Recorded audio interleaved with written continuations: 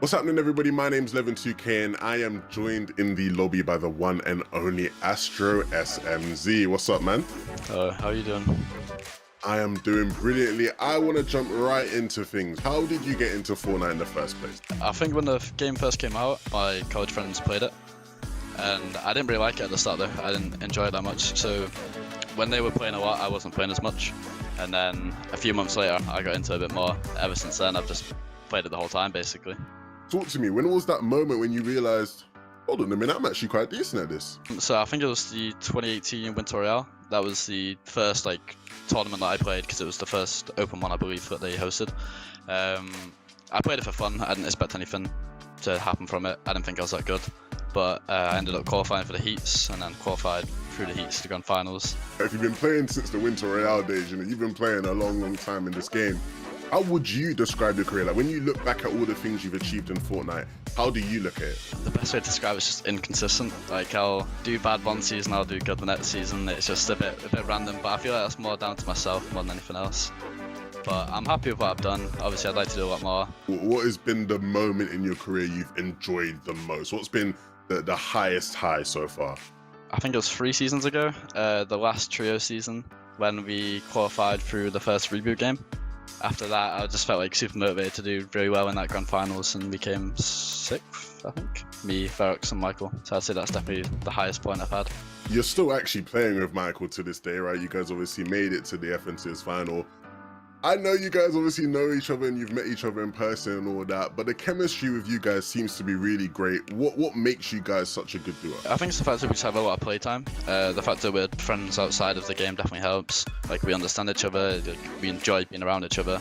Is there something that you think makes you stand out as a player? Like, what, obviously, you know, you're good in certain areas of the game, but what is the one thing that you think, this is what makes me that guy? Definitely my aim, I'd say. If you're confident in your aim, you know, you can just do anything. You just get in on anyone, basically. It doesn't really matter who they are. What would you say to players who maybe have gone through some lows in their careers and want to sort of reach back to the top and start pushing back?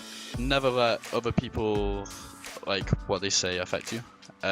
Just stick to your own game, keep improving and playing. Nice one, bro. Look, it's been an absolute pleasure having you here in the lobby with myself. Be sure to let the people know where they can find you online. Just AstroSMZ on all socials. All right, thank you very much for joining me, Astro. It's been a pleasure having you here in the lobby with me. It's been Levin2K, AstroSMZ. We'll see you guys all next time.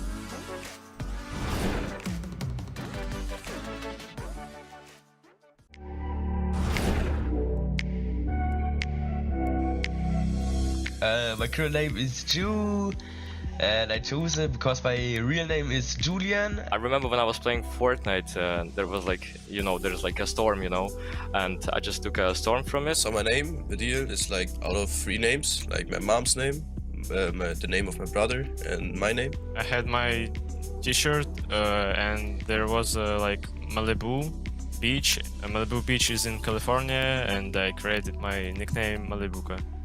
My name is Pink, P-I-N-Q. I got it off another streamer called Phase Blue. I just thought to myself, what's the opposite of blue? So I picked Pink. Yeah, that's my name. I think it is important to have a good nickname, actually. So if you have a hard name, people won't memorize it as much. If your name is weird and can't spell it out right, or it's too long, then you can't build Brad. My previous names were Leonard0507. That's basically my name and just my birthday. I just used the name from my brother because I just played on his account. My brother is not that good in Fortnite, like he's like the boomer. And my brother told me actually to change my name, so I just came to Adil. A very cool name was Veggie Fishy. There is like a player called Brax. I like this nickname because it's like small nickname and it just looks good on leaderboards.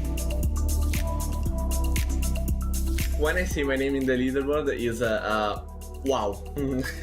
I was like really happy because I was spending months and months playing all day. I feel like I'm becoming also one of the best players. Like, I'm on the same level as they are. It's a very good feeling. It motivates me even more to play higher when I see my name Ju on the leaderboard.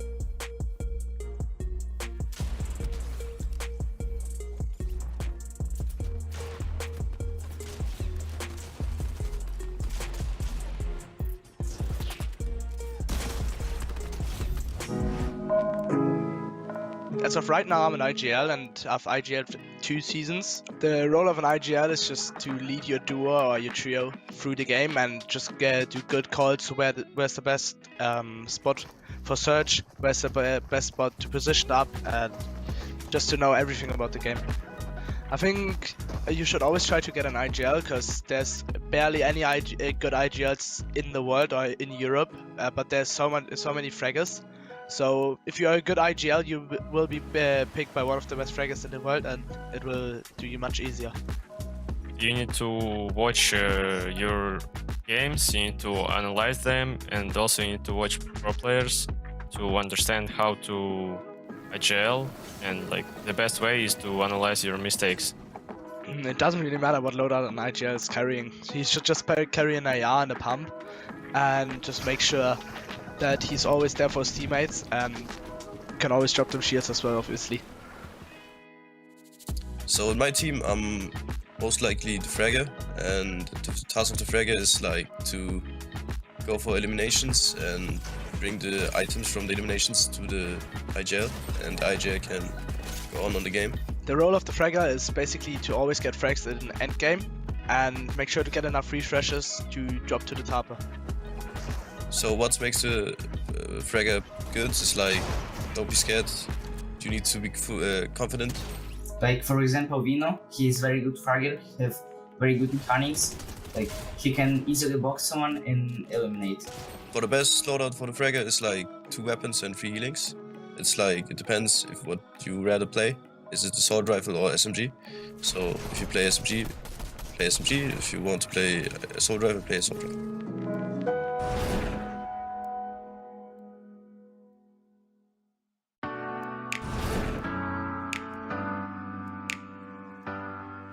What's up everyone, my name's Levin2k and I'm here in the lobby with the one and only Vidil. Vidil, it is a pleasure to have you with me. I'm gonna get straight into it. So you always had a knack for the game, right? Because obviously you're known as one of the most cracked players, right? Your mechanics are off the charts. Was it always sort of like that? Did you always just have the edge, or did you have to work really hard to get to where you are now? The work, like you need to put everything in it, into the game, like 200%. You obviously got the chance to play with No Riley and Reason for quite a long time, and many people consider you one of the most entertaining trios we've ever seen. What about that trio do you think made it work so well? Yeah, like we had the most fun together. That was like a big point, and we played every day together, and like from after school into the night, every day. This season you've been playing with Janice. Are you excited about your chances in FNCS with Janice? What do you think makes you guys a good duo? Like the first time I played with Janice, like every time I have an opportunity to get a refresh or something, like Janice follows me up and it's like perfect measure, we fit each other. So I think we have a good chance to win FNCS there if we get Uncon. Well, that's a great point, right? If you get Uncon, where are you landing? Who is it that you come up against on a regular basis? I think many people watching have a good idea, but talk us through it. We land Greasy for the whole year, and we get like contested by 2 pro duos, I think. It's like Stormy Right and Default, and Nebs and Rain. And are things looking good for your spawn? Are you confident about your chances of spawn against those guys? Yeah, we get like the training from Canada, he's helping us, and then we win our spawn, yeah.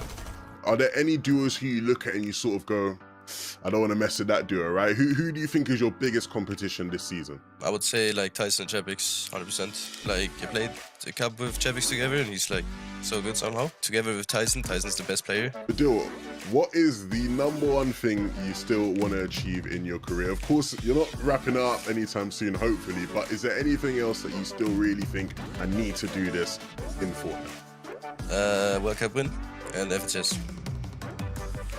And hopefully this season is the season. We hope, yeah. Well, look, it's been an absolute pleasure having you in the lobby with me, Vidil. Thank you very much for joining. Can you let the people know where they can find you online? Varial on Twitch, YouTube. On Twitter, it's VarialFN. Be sure to go check him out, guys. Thank you very much for joining me. It's been Levin2k and Vidil in the lobby. See you guys all soon.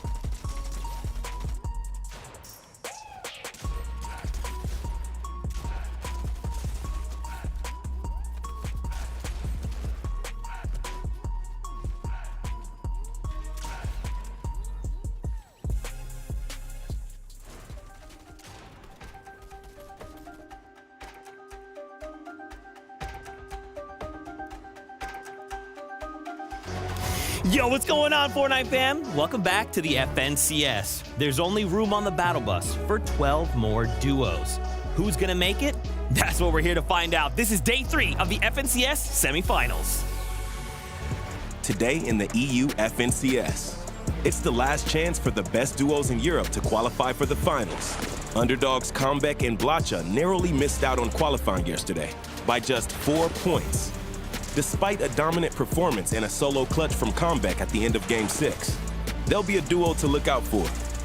Nixon and Arter were hot on their heels, ending 10th on the leaderboard. They had a similar performance in semifinal 1, landing 11th. They have the consistency factor needed to make it through the finals. Can they do it today? Danish duo Kovacs and Zrox showed us that they can adapt. An edge map team last season. Yesterday, they dropped more center to pick up tags and protect themselves from the storm surge. Will they clutch a VR today or qualify through consistency? Find out now on FNCS EU Semifinal 3.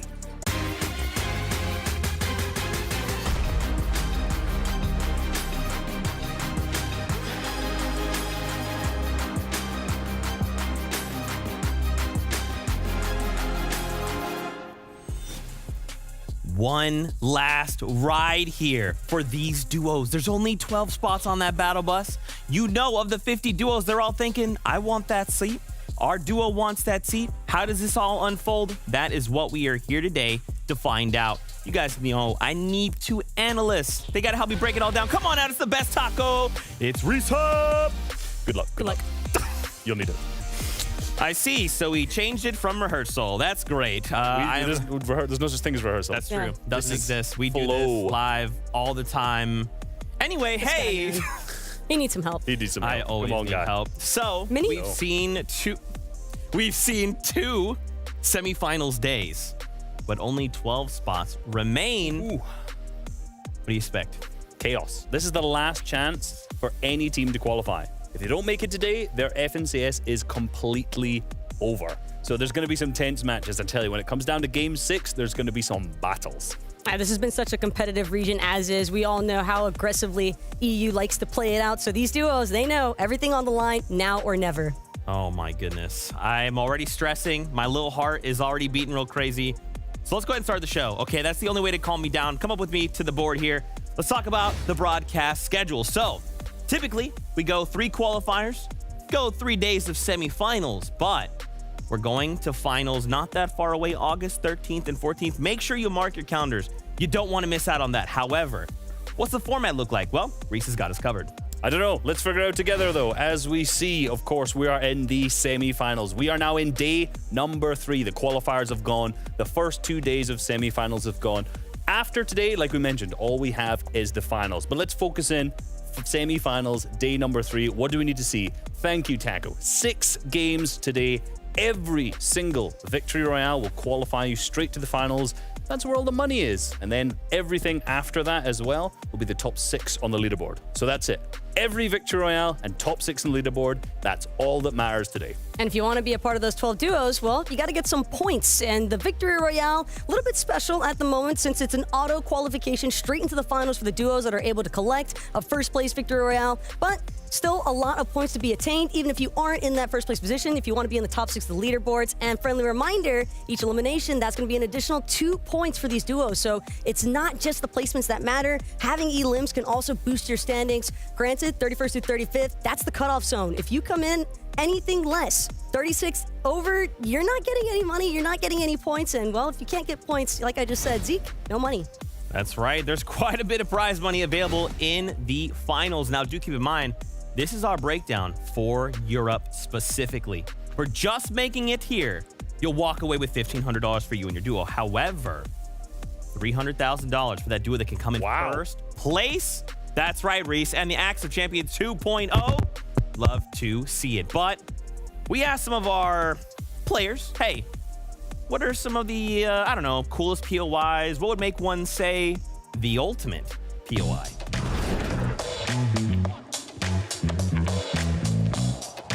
What's going on, Fortnite fam? I'm Resub, and I'm here joined by 3 of EU's top pros. We've got Juriki, we've got Podesai, and we also have Savid. We're going to be trying to figure out what is the ultimate POI. So the first POI that we've got lined up for you guys is Command Cavern versus the Grotto. I'm definitely going towards Command Cavern. 100% Command Cavern. I will say Grotto, Mia. You have the blimp with like 3 other henchman chests that are pretty much guaranteed purple weapons. There is a vault, the mythic gun. Wait, yeah, there's a vault in the old one too. 2-1, so Command Cavern, we're going to say, takes the slide on this one. It's close.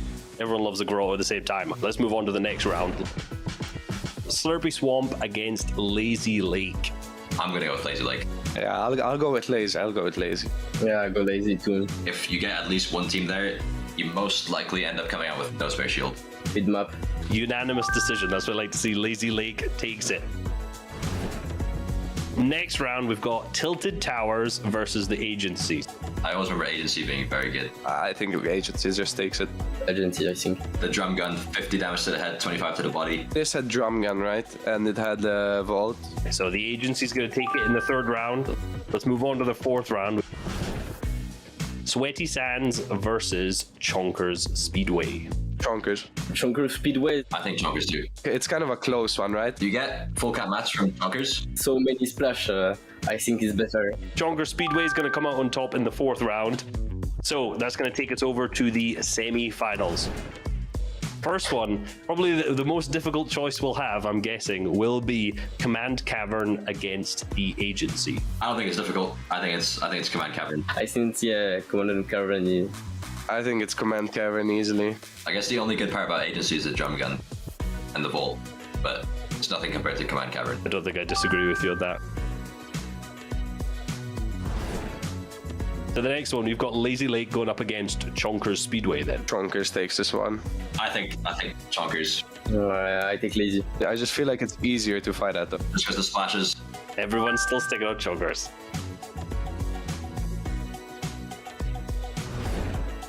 Let's move on to our finals. Command Cavern going up against Chonkers Speedway. Command Cavern. Command Cavern, yeah. Command Cavern just has it all. With gold pump and the vault. Command Cavern's got a lot of freezers. It's got the blimp which you can fly from. The ultimate POI is of course Command Cavern. Thank you obviously to Juriki, Podesai and Savid for joining us here. You're back at home watching now. What's your ultimate POI? See you on the battle bus. As always, thanks so much to the players for hanging out with us and answering the question, what is the ultimate POI? Now, Resub asked them, so I'm going to ask, Resub, will there ever be an ultimate POI better than Command Cavern? Let me ask the magic 8 ball. Just please shake again. Hold on. It says I'm not clairvoyant. I don't know. Sorry. There you go. We tried and we failed spectacularly. Let's talk about some duos to watch as we prepare for the game. So this is a look at just the first 25 we'll be seeing compete today.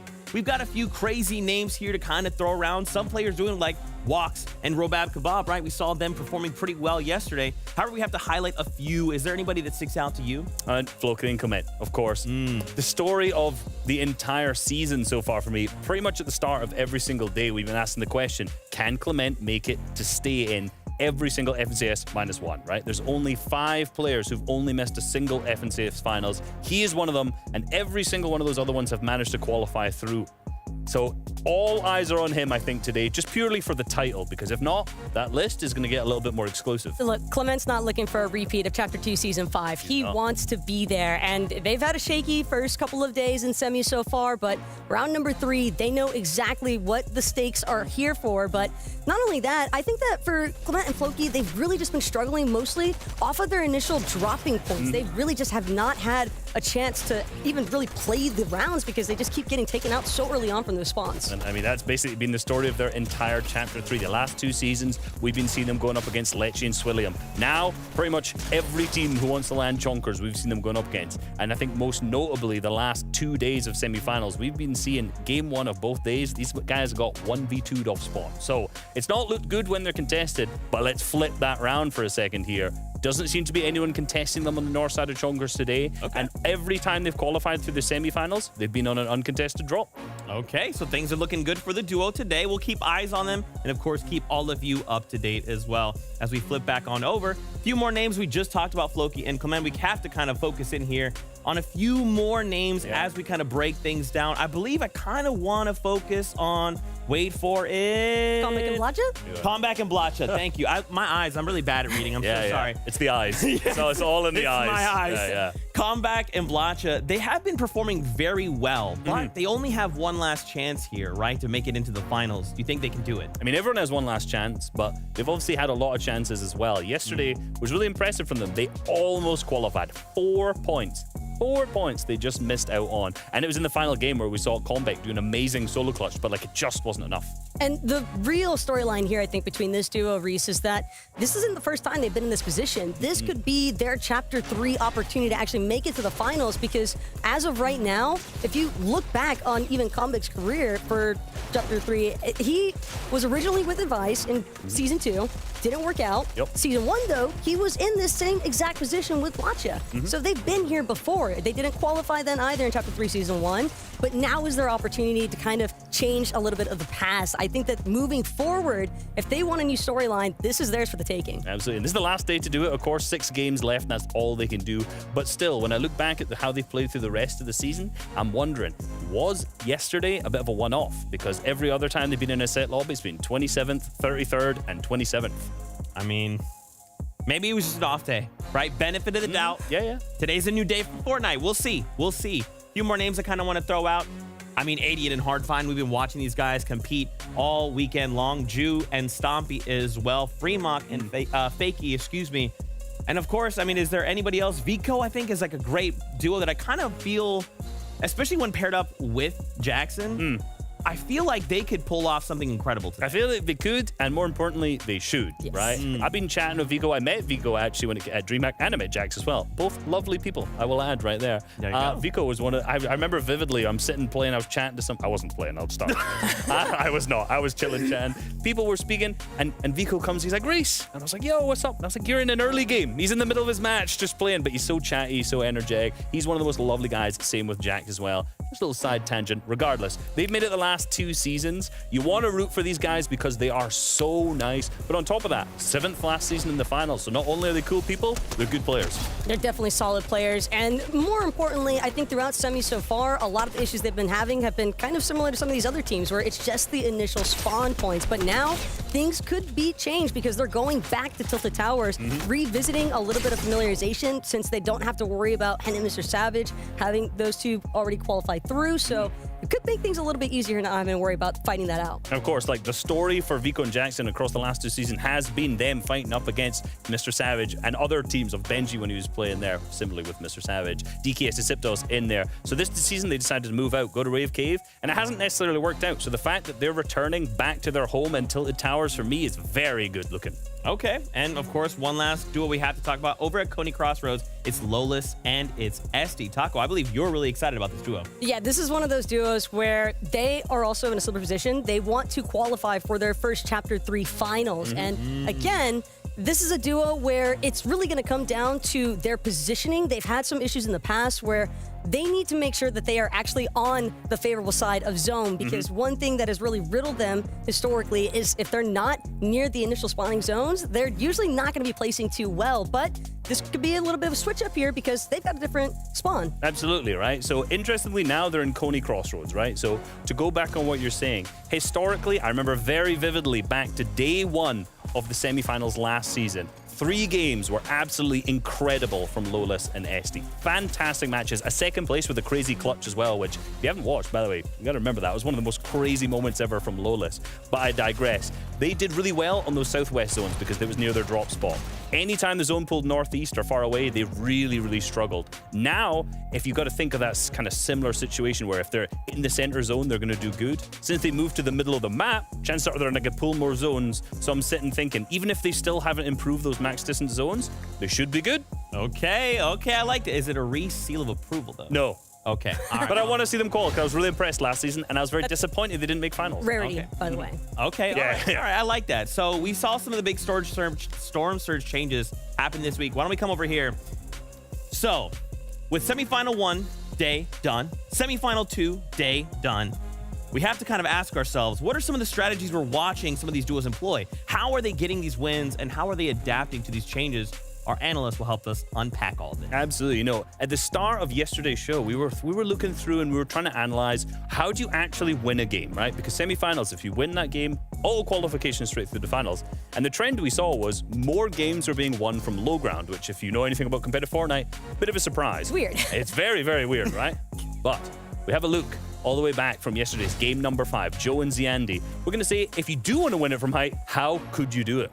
This is going to be one of those games where I think every single moment was really just so tactical from Ziandi and Joe, because they never really hesitated. They maintained height. Not only that, but that initial trade that they won, that was the priority, or the primary reason why they had so much materials to even work up to height in the first place. They took full advantage of these other teams not being able to play the dead side of the zone with them since they cleared it out. Absolutely. So that got them capped up the materials. You can see there, they instantly built up. And now, bottom right side of the zone on your screen, as you can see, they pull that 5th zone, which is massive. So they're already on height because they took that early engagement. Now you see Joe grapple glove to the front side of the zone. So you can say, oh, RNG, they pulled zone. It doesn't matter. They are in the position to capitalize on it. Now you can see how they're maintaining it as well. They're staying about 4 or 5 layers above everyone else, making sure they don't get shot down. No one can clutch up behind them, sneak up, because they have that extra distance. Now using the grapple gloves to get those materials back up. But this is another really important part. The second moving zone starts to pull backwards. And notice, rather than walking on their own build,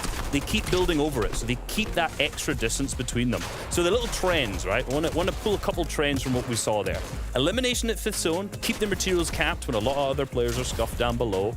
Focused heavily on maintaining height early. Then ensured no one could take it from them. Firstly, of course, by keeping ahead, keeping split. Secondly, by building back over their own builds to ensure no one was near them. And it was just the way that they're also choosing to take those aggressive peaks. They're always making sure to look for that right side. They're never going for the direct down blows. So they did not give a single opportunity for even teams that were trying to work on that second height layer to catch up to them. Absolutely. And one of the biggest ways that you can go down on height is by over peaking. So for them, staying on right-hand peaks, give the opponents down below minimal opportunities to knock them off.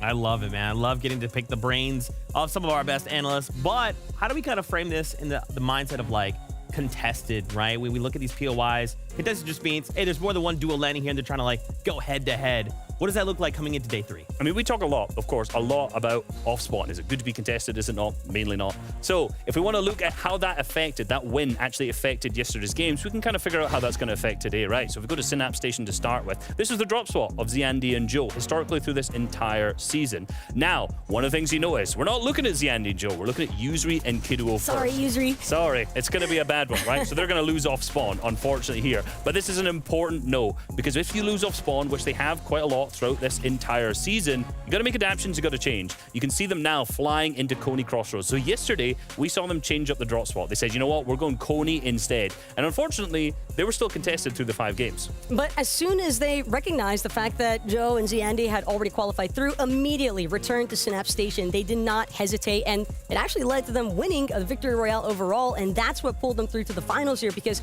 they weren't in any sort of contention up until this moment. But it's the recognition that this duo had to realize, okay, it didn't work out for us the first time around, didn't work out for us at Coney either, but return to where they were uncontested, and suddenly it all pulls together. Absolutely. And it's not just a story of, uncontested's amazing. It's a story of switching drop spots, understanding what's free. And today, how's that going to affect? Well, we've got to look at drop spot Rave Cave. Now, if you remember anything back to last season, we've been talking about Command Cavern. The content piece showed it of, this drop spot was incredible. There was like 6-7 teams there every single time. This looks like a game from last season. We have, so far, from the intel that we've got, 6 teams landing in the Rave Cave. So my theory right now is not all of these players are really comfortable with Rave Cave as a drop spot. If a player wins game 1, not from here, game 2, maybe game 3, I think we're drastically going to see some of these teams move. Can definitely see some of these teams looking to break things out because they don't all want to get caught up in the same position.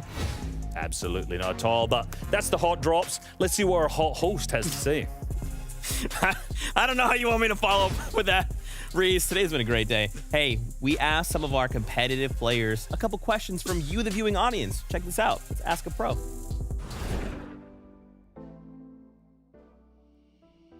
What is the best path to follow when going from a casual player to a competitive one? So I think the number one thing is to just scrim more and take tournaments more serious. The best path to follow is understand your mistakes and fix it. looking at videos and watching videos of other pro players and learning from them, like writing on notes or Word what they are doing, what you are doing differently, and always what you're doing is a good thing as well. If you had the choice of anyone in the world, who would you duo with? I think I have the best duo for me right now, Merstach, but if not him, I think I would choose Quizzy. I think I will choose Mugbuka because he's my duo at this time, but we very good duo, so I'm not gonna choose any other player. I will stay with Mugbuka. I'd pick Anas or Thomas HD. Anas, if you're seeing this, please take me back. Please, please, please. Yeah. I have trouble practicing tops. What would you suggest for the most beneficial practice for getting better at tarps? So there's a lot of creative maps, like from anybody, so just play the creative maps. My advice for you is to crack and practice it. If you struggle at one thing, you need to do something more for it. My main advice is that you should watch pro players who usually tarps, how they're playing late game and everything. And the second advice is that you just should just tarp in creative, just understand how it works. So yeah. What is your favorite weapon in this new season? For me, it's the hammer sword rifle. Like somehow it does so much damage and shoots fast. I would go with striker because I don't know, I just like shotguns in Fortnite. I don't know, I just like playstyle with this. I like the damage, like everything was about striker shotgun. I like DMR rifle in this season because it has it's something new in this game, and I like to play with it. My favorite weapon in this season is the striker because he's a really good weapon for the every fight, every time is a good choice. How to not get nervous in endgame situations. Everyone is nervous in late game, so you just need to try to forget about this and play the game. I think that you need just to play more because I stopped worrying through the experience playing tournaments, so you need to just play more game and you will stop nervous. That's all. Personally, what I'm doing breathing exercises every day, and I'm just chilling before tournaments. I'm going out after every game and just breathing out and in, and just making sure I can feel chill. So trust me when I say this, it's literally the more you play, the more composed you'll be, and the better and better you do, you'll just get more confidence. As always, thank you so much to the players for answering questions of the community, helping them level up and learn. For real, thank you. So, let's get this ball rolling, because we got to bring in our in-game team. Come on out, Mini Miner. That's right, Tokata and Levin2K. Mini Miner operating is our in-game analyst, and Tokata and Levin2K will be your casters. Big smiles all around. Let's just get right into it. Predictions. We have to talk about the duos we think could end the day going right on into finals. Mini Miner, kick us off. Kovacson's rocks for me, uncontested at Rocky Reels today. I have zero doubts that they will qualify. I'm going to put a new thing, the Mini Miner guarantee on them qualifying today. That's a copy and paste. The new thing. Stole my whole word for bar. You really just took it from him, did you, Mini Miner? But look, I also have the Tokata guarantee on Pico Jackson. These are meaningless now. But I think they're going to do it. They were on vacation yesterday in day 2 of semis, but now they're home, back in Tilted Towers, and they're going to qualify. Yeah, I'm with you. I'm with you. Me and you on the same page. I've been speaking to him. I know they're confident. They were way more confident on Friday, and it didn't necessarily go as good, so I'm hoping they've carried that through to today, though. Look, for me, Guden, Vaken, yesterday, they had a game where they came second, a game where they came third. Today, first place, nice and easy. Comeback and Blotcha, what more needs to be said than what we already talked about up there? I mean, this duo, they've got a chance. I think they're going to make it. That's crazy because my prediction is Artor and Mixon, and they're just better than all their duos. So that's pretty much it. Okay, bye. We're going into game time. That's right, everybody. We're here for semifinals. We're excited. We hope you guys are as well. This is game 1 of semifinals. Game 1. Day 3 of semifinals, the last semifinals. One more opportunity, one last chance for these players to qualify to the finals. I'm Tokata. Alongside me is Levin2K. You might have seen him with this Taco 2K bundle in the item shop or commentating here on EU. How are you feeling, Levin? I'm feeling good. I am feeling good. Of course, people, jacking my style isn't my favorite thing, but I can guarantee that today will be jam-packed, filled with some of the best action in Fortnite you've ever seen. The last chance for many of these duos to qualify this season. I love that guarantee, but we'll have to see if it comes true, right, Levin? As these players prepare, they get ready. Like always, I say this game number 1 is kind of your chance to get in the mood, right? Your blood gets pumping, the battle bus gets ready, the engine starts, and the players are going to be dropping. I am in the mood for some Fortnite, and that's exactly what we have here on the way. The players are dropping from the battle bus, ready to take on their battles of spawn. For the ones who don't, it's an opportunity to loot up and prepare yourselves for later in the game. But if you are contested off spawn, can you rise to the occasion? You realize the moment we are in, day 3, there aren't no more days after this. There aren't any more chances. You have to do it now. North to south bus route, quickly swapping to the Rave Cave. We saw it in the pre-show. This spot is incredibly contested. A lot of duos battling it out here, and you can see Pickle right off the start getting a knock, connecting his shots, and continuing it forward. This is the way you want to start things off, by picking off one of your opponents just like so. But for Pickle and Meldguard, you can't afford to lose your call. There are still plenty of teams in this area, and so more fighting still to be done. Meldguard did get caught out, and so now it leaves Pickle all alone. Splash repaying the favor. Splash now, he did repay the favor, but the issue is, with that teammate down and so many players in this Rave Cave, it is a dangerous situation to be in. He has to decide what's the strategy here as he continues moving closer. ADN up close now, both looting, both getting their shield up, as Pickle is investigating the open chest. I mean, the colors, the metal, the vibrance, it's looking nice. Well, he's not investigating the chest, is he? He is just waiting. I will say, he has maybe a while to wait because there is a lot of teams that have to do some business over at Tilted. Well, not at Tilted, sorry, at Rave Cave. At Tilted is where we are right now, where Vico and Jackson have returned to a POI they are very familiar with. And so an opportunity now to go back to the FNCS final. We can kind of see the confidence here, right? It feels like they're back home, already starting off with one elimination for Jackson. You know that this duo, they want to dominate their tilted towers. And so far, it's looking like they're on route to be doing just that as they continue the pressure, continue going for the shots. Could have the full piece here, boxed up the opponent, hits the 36, it's not enough. One more shot needed to connect. Is Vico gonna be able to do it? And he does.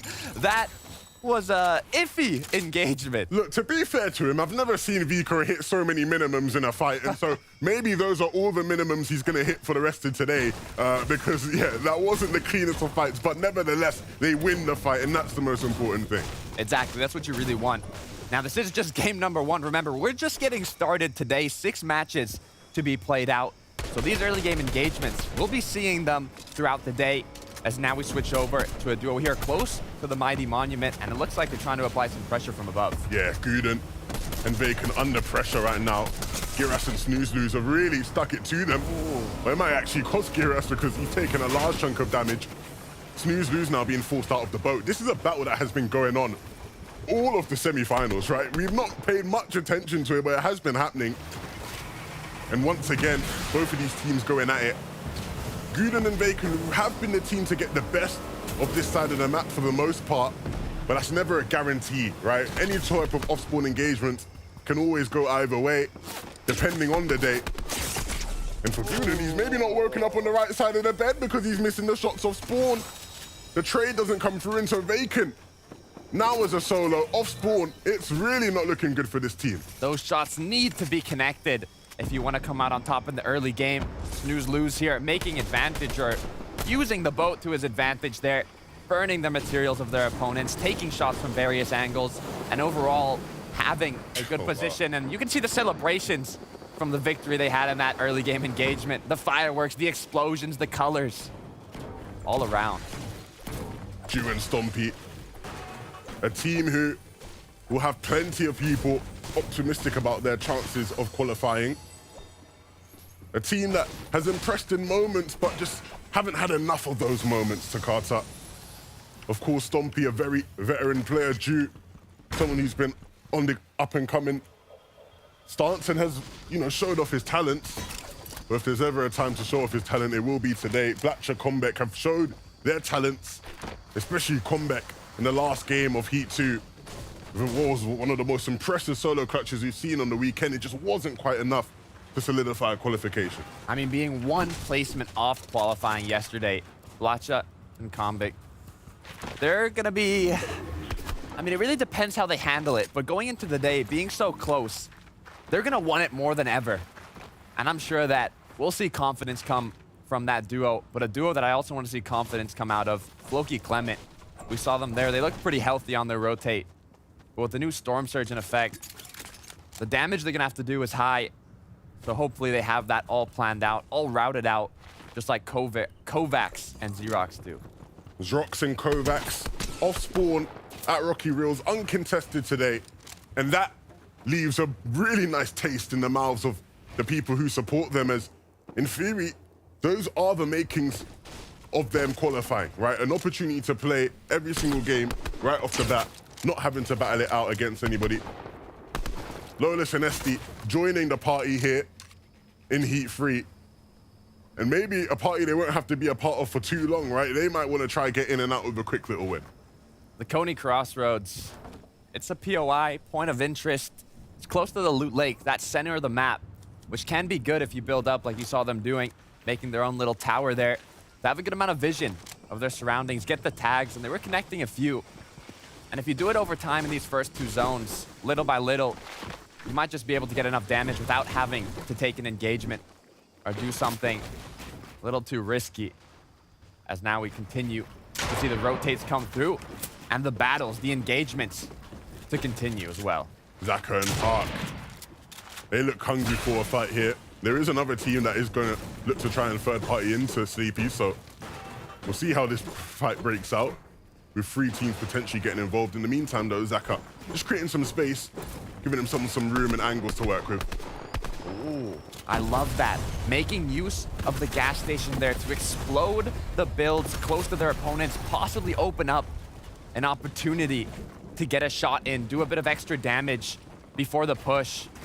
As Zaka now and his duo Arc have multiple angles on their opponents, one coming from the right, one from the left, trying to find a good opening here to get in, get the damage, but they have to be careful because the defense from their opponents are looking great.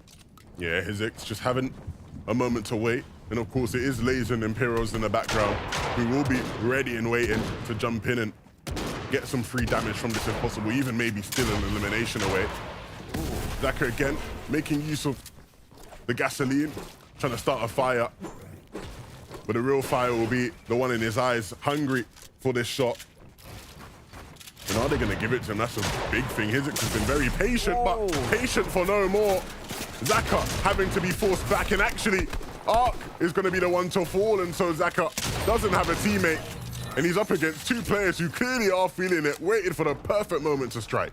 He had the environment to his advantage, but the fire, the flames came from the opponents as they pushed in, got that elimination, and now it's giving them the edge in this engagement. So if they continue to push on forwards, they might be able to pick up 1 or more elimination, but on the contrary, playing as a solo, if you're able to get the reboot card and play it safe, so early in the match, he will have an opportunity to pick up his duo, but it's going to be difficult. So many duos close by. They know you're a solo, so we'll look at Mixon here. Ardor, I love this position. A lot of vision. Pab and Swag, a team that just has not been able to piece it together over the course of the semi-finals. There's some behind-the-scenes talks of maybe a bit of a riff internally between the two, not on the same page, and that's never ideal for a duo. You want to be in tandem, you want to be, you know, you want the vibes to be good, the vibes to be hypes. It is the vibe in season, right? And so it's only fitting. But we have seen teams who maybe don't have the best morale make great plays together when the moment matters, and so very much fingers crossed that they can be another example of that kind of a team. For Andretta and Rifler, another team that is joining the party today. 2 players that are relatively big names, very well-known players in the region. just haven't quite had the results to match up to their big name status. Right. They qualified through series points, through consistency in the 3 qualifiers, but being on the lower end of that series points leaderboard, it caused them to only have an opportunity to play day 3. But now dropping Sleepy Sounds, Southside uncontested.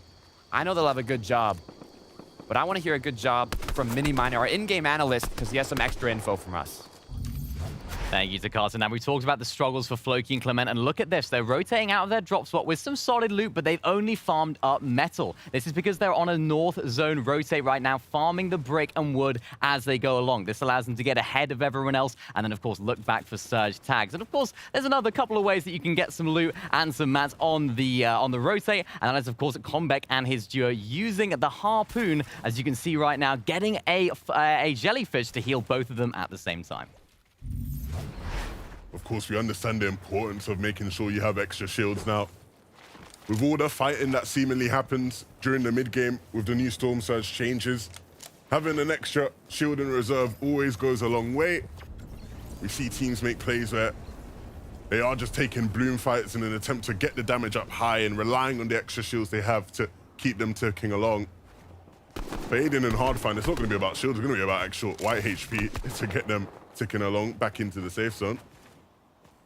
For Walks and Rabab, though, they are following the path as many duos have been doing, we've seen here. And it's just looking aggressively for those angles, for those shots. And Rabab is going to be connecting exactly that as they continue to play it safe. Look around. You always have to be aware. You can see, even with the damage, they might even not be that much above the Storm Surge here, as they want to continue to look for shots. But Chris and Vortex, and especially these duos that are still in the zone, the danger levels get to an all-time high. Diox and Bubak.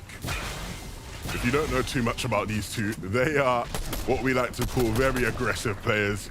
2 very proficient fighters, known for hitting big shots in big moments. And is there a moment bigger than this? They have to hit some shots to get above the Storm Surge threshold, and not just to get above it, but to actually get into the safe zone. They're currently in the Storm, and it doesn't look like they have many white hills available. Bubak has none. And so very, very intense game 1 for this team. And not only being forced to take an engagement in zone, but being forced to do it with so many environmental changes. You're over water, you're in between islands, there's boats close by. There's so many factors that cause these engagements not be a regular one, making that rotate into zone this much harder.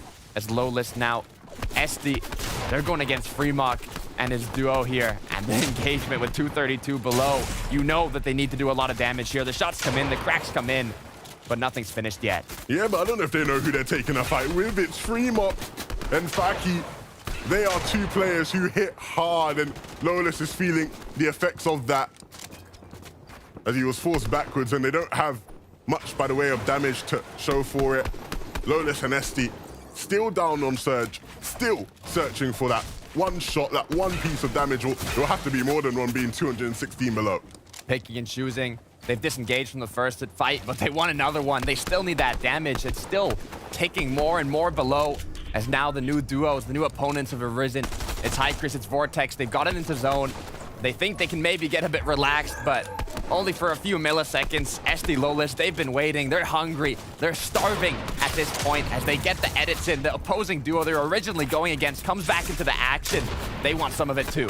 And with Storm Surge now being active, not only are they taking damage from their opponents, but they are taking damage from the server. And that desperation is what's going to force them to jump into a box. And that might be exactly what Fremok and Faki need, as those HP, that extra shield, the extra materials that they'll get from them could go a long, long way. Chris and Vortex, though, they might be the duo to steal it away. It really is looking like that as they force their way towards the Valiant boys.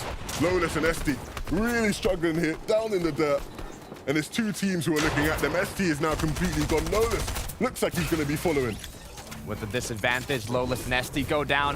Chris Vortex now open up that threat, that opportunity to continue pushing forward. 2 eliminations on the board, but there's another duo close by. They don't know who it is. Mechanical geniuses, Fremok, Fakey here. But I don't believe they want to take a full risky engagement, as Freemark and Fakey do have an incredible amount of damage. All they need is loot, all they need is resources, but for Floki and Clement, they want more than that, and they have the upper hand. Clement and Floki, this is a very, very intense day for this team. There's a lot on the line. Yes, everybody in the lobby wants to make it to the FNCS final. That's the ultimate goal. But for this team, they want to maintain a streak. Clement, one of the few players to make it to almost every single FNCS final. And if he can't do it today, that will be the end of that. And so Clement, Floki, with so many eyes, the weight of all of France maybe on their shoulders right now. 222 above is a nice spot to be in, especially considering we saw them down below quite a bit yesterday. And so a nice start to game one. They do need to get their mats up though. That's the only thing that was scaring me, was the material count. They had the loot, incredible loadouts, the damage. Could maybe get on top of the Daily Bugle for a bit better of a position, but with the low amount of resources they have, they don't want to use a lot. Having to rotate, still in the third zone. So as long as they're in, they should be good. But for Vico and Jackson, grapple gloves, 4 eliminations starting off, almost 400 above. But for Voxy, although he did get that 1 elimination here, still only 91 above. Voxy and Skyzoo, it's not an easy situation to be in, and for them, the decision will be to use the armored walls. Just alleviate the pressure, let your opponents know, look, we can sit here and hold on for a while, it's not worth your ammo. Dandy and Skydo, their team that's been known to be uber aggressive. Chavi and Pachawa actually causing some issues here for Mixon, who's been taken down. And Artur starting off the day as a solo. Ooh, not a way you like to start your day off, as Artur now is forced into some complicated decisions. The 4th zone does appear. It pulls east for Chara Cherry. They're feeling happy. 10 uses on the grapple glove, legendary striker pump. Well, Surge is active and they don't have to worry too much about it. The big thing for them will be get into zone. Of course, for Chawa, in terms of what he has available to him, doesn't necessarily have the same grapple glove that his teammate does. And so they both are split in that regard, but still plenty of options to stay together. And that will be key to them being successful in this game. Vico and Jackson above on Surge as well. This is a nice spot to be in. Of course, we know they started at Tilted Towers. And if that could be the POI that brings them success like it did to Mr. Savage and Hen, that would be nice. A replay though on some of the fights you've been seeing. Zohan starting off with a big right hook. And plenty more of that on the wave. Zohan is feeling it today. They're continuing making way to zone, just like Vico and Jackson have. And like you mentioned, Levin, coming from Tilted Towers, having those early eliminations, doing that damage at the start of the match has allowed them to have more of a dead side rotate, a rotate where there's not as many players close by. And they've conserved so many materials, so much loot to get into the zone early before their opponents, unlike these players here. Zaka, 85 below, playing as a solo, has lost his duo, and now 203 below the Storm Surge threshold. He is forced to make a decision, make a play, which is going to be very hard to come out on the upper end of it. I'm saying he's forced to make a decision or a play. He's just trying to stay alive, right? That's the ultimate goal. Of course, he is still down below, and so getting in will be his best bet. But really, it was never going to be that easy. Pachawa and Chari will take that. It's a free llama almost, it feels like. Just the spare mats being given to them. Swag and Pabnada are up above now on Surge.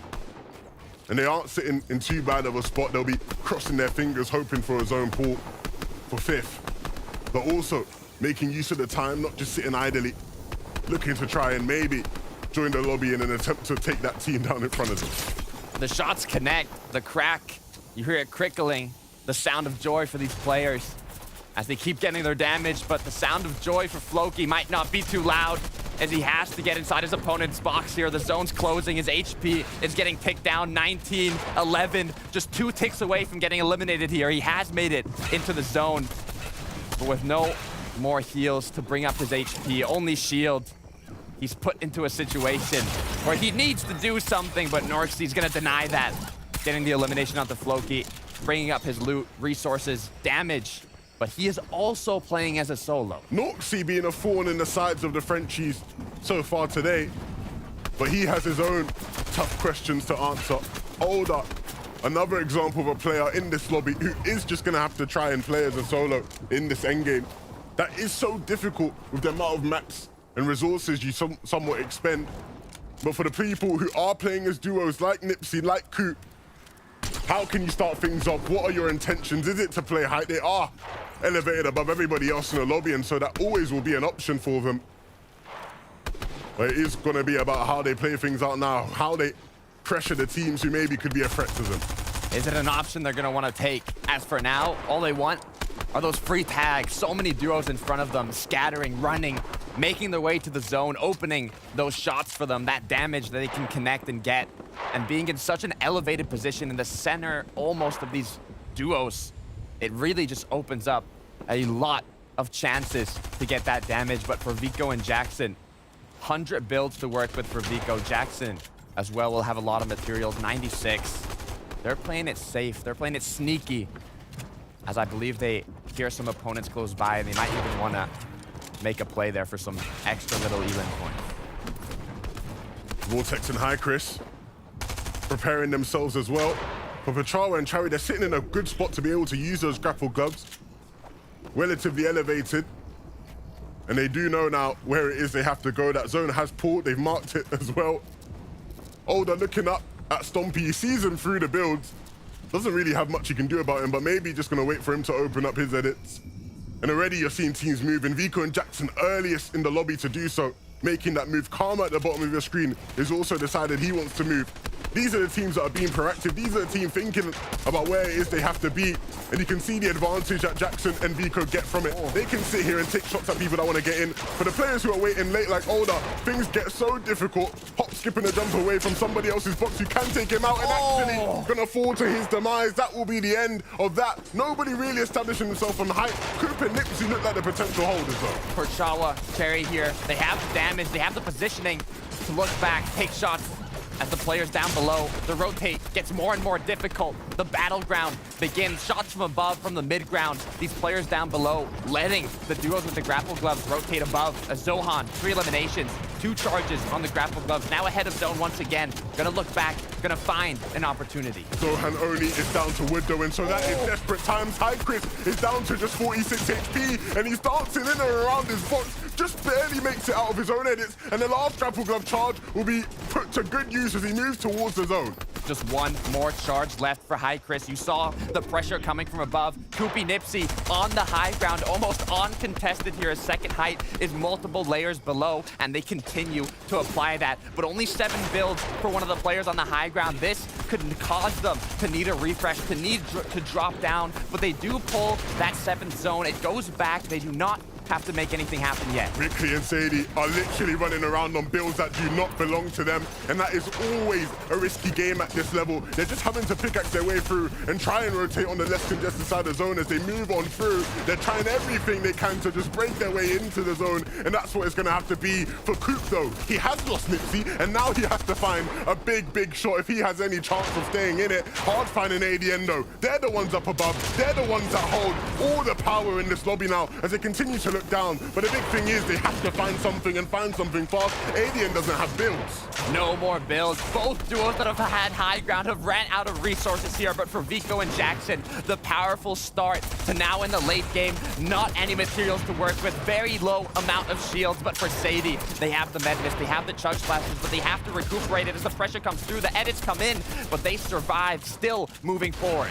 Vanyak moving into the zone, and he has his eyes set on Vico, and he'll connect to the big shot and maybe even find another one. The finish is going to be vital. He needed those materials onto his X, and so that will keep him going. He has a grapple glove as well to move forward. Vico eventually falls, but Vanyak has to be careful. We've seen him make crazy plays in the past, and now it's going to have to be another one. ADN though continuing to apply pressure from above and using that glove to just pull in materials. Sadie though running out of HP down below, and Vanyak is still going to keep it moving. Vanyak showing his power. 9 duos up, 14 players as Norxie now forced it out alone. Shots coming in, connecting, gets in, gets the elimination. Norxie's down, Japo's down, and now Vanyak with 3 eliminations, harpooning up the loot, making use of that grapple glove, secures another elimination. That's 4.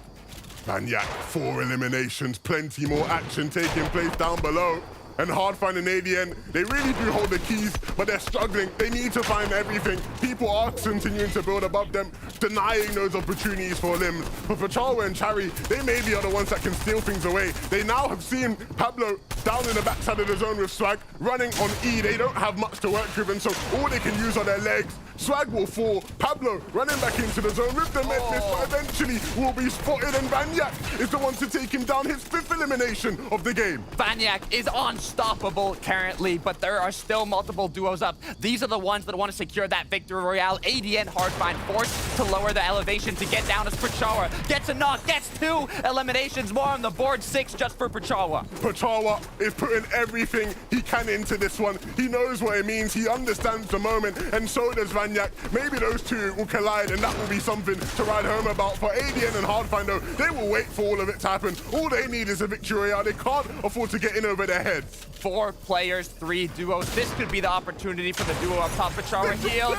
They go down. They get the elimination. Hardfind ADN now in the 2 versus 2. They are in zone. Their opponent is playing the heal off, but oh no, he's gotten above. He has the high ground. Pachawa, will he be able to clutch it? 2v1 situation for ADN and Hardfind. All the hard work they put in this weekend comes down to this. Will Pachawa be able to deny it as a solo? Doesn't have much by the way of materials. The med miss isn't fruitful either, and maybe he realizes that he just needs to drop down and hit some shots, but they are ready. They are waiting. They are looking to climb back up. The mantle will come from Hardfind, and can he connect to the critical shot? He can. The final blows will go, and Hardfind and ADN will win. What a way to start the day for the British duo. They will be in the final. 5 eliminations on the board, but that does not matter for them because they have secured the golden ticket to the finals. Hardfind, ADN, playing it by the books on the high ground, taking it when you need to, and securing the victory royale. They did so well to hold on. They were running on empty for so long on high ground there. Literally just running around old builds,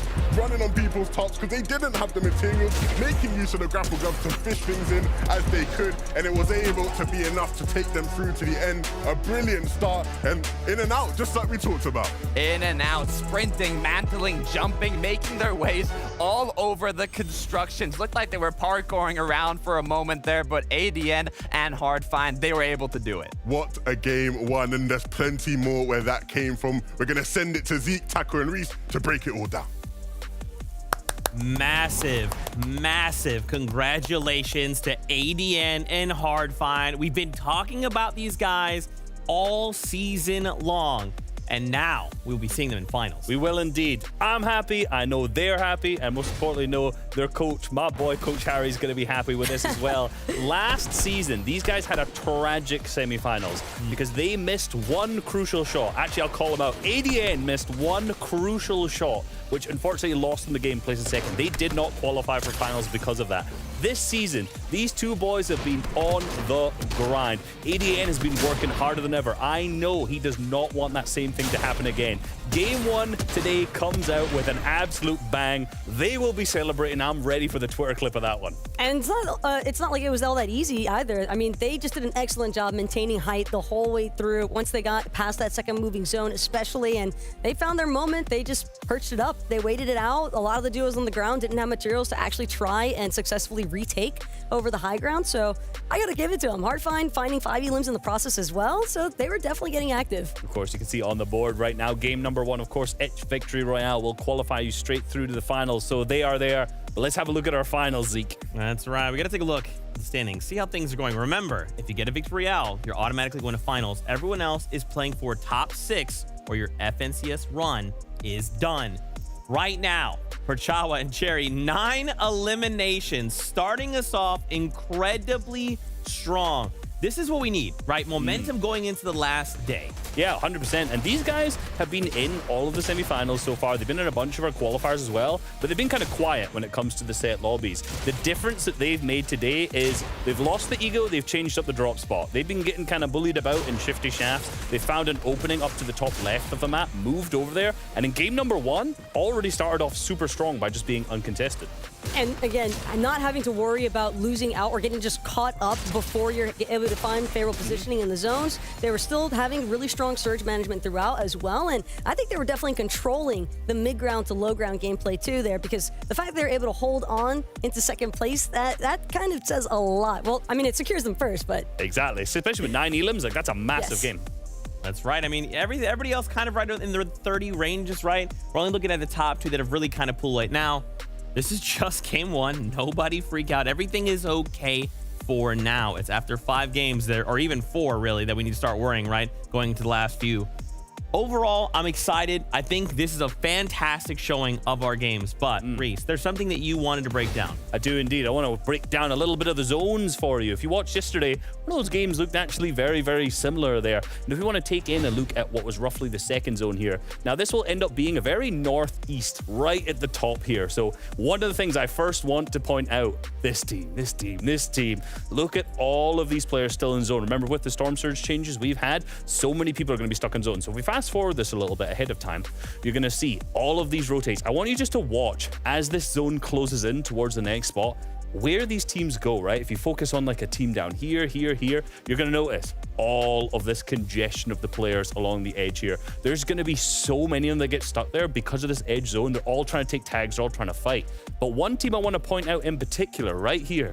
See this little purple blue team? I don't know, I can't tell what colors are. Right there in Sleepy Sound, that's actually Perchawa. They've situated themselves deeper away from all of this congestion. So if you notice, the distances they can tag, they can shoot these player. Before they went into moving zones, they actually had 5 eliminations already. And a lot of that was just purely because of their positioning right there.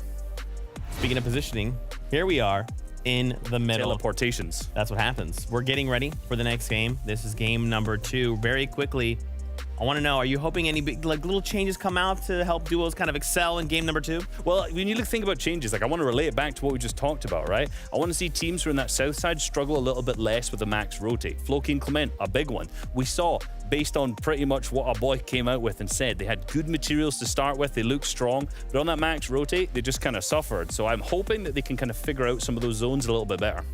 We'll have to see, man. I'm telling you. You can see, you can feel it. The pressure is palpable here as these duos are vying for only a handful of spots left to try and make it on the bus going to finals. But that's enough from us, at least for now, because this is game number 2 of the FNCS semifinals. Game 2. A second chance to qualify for the teams in this lobby.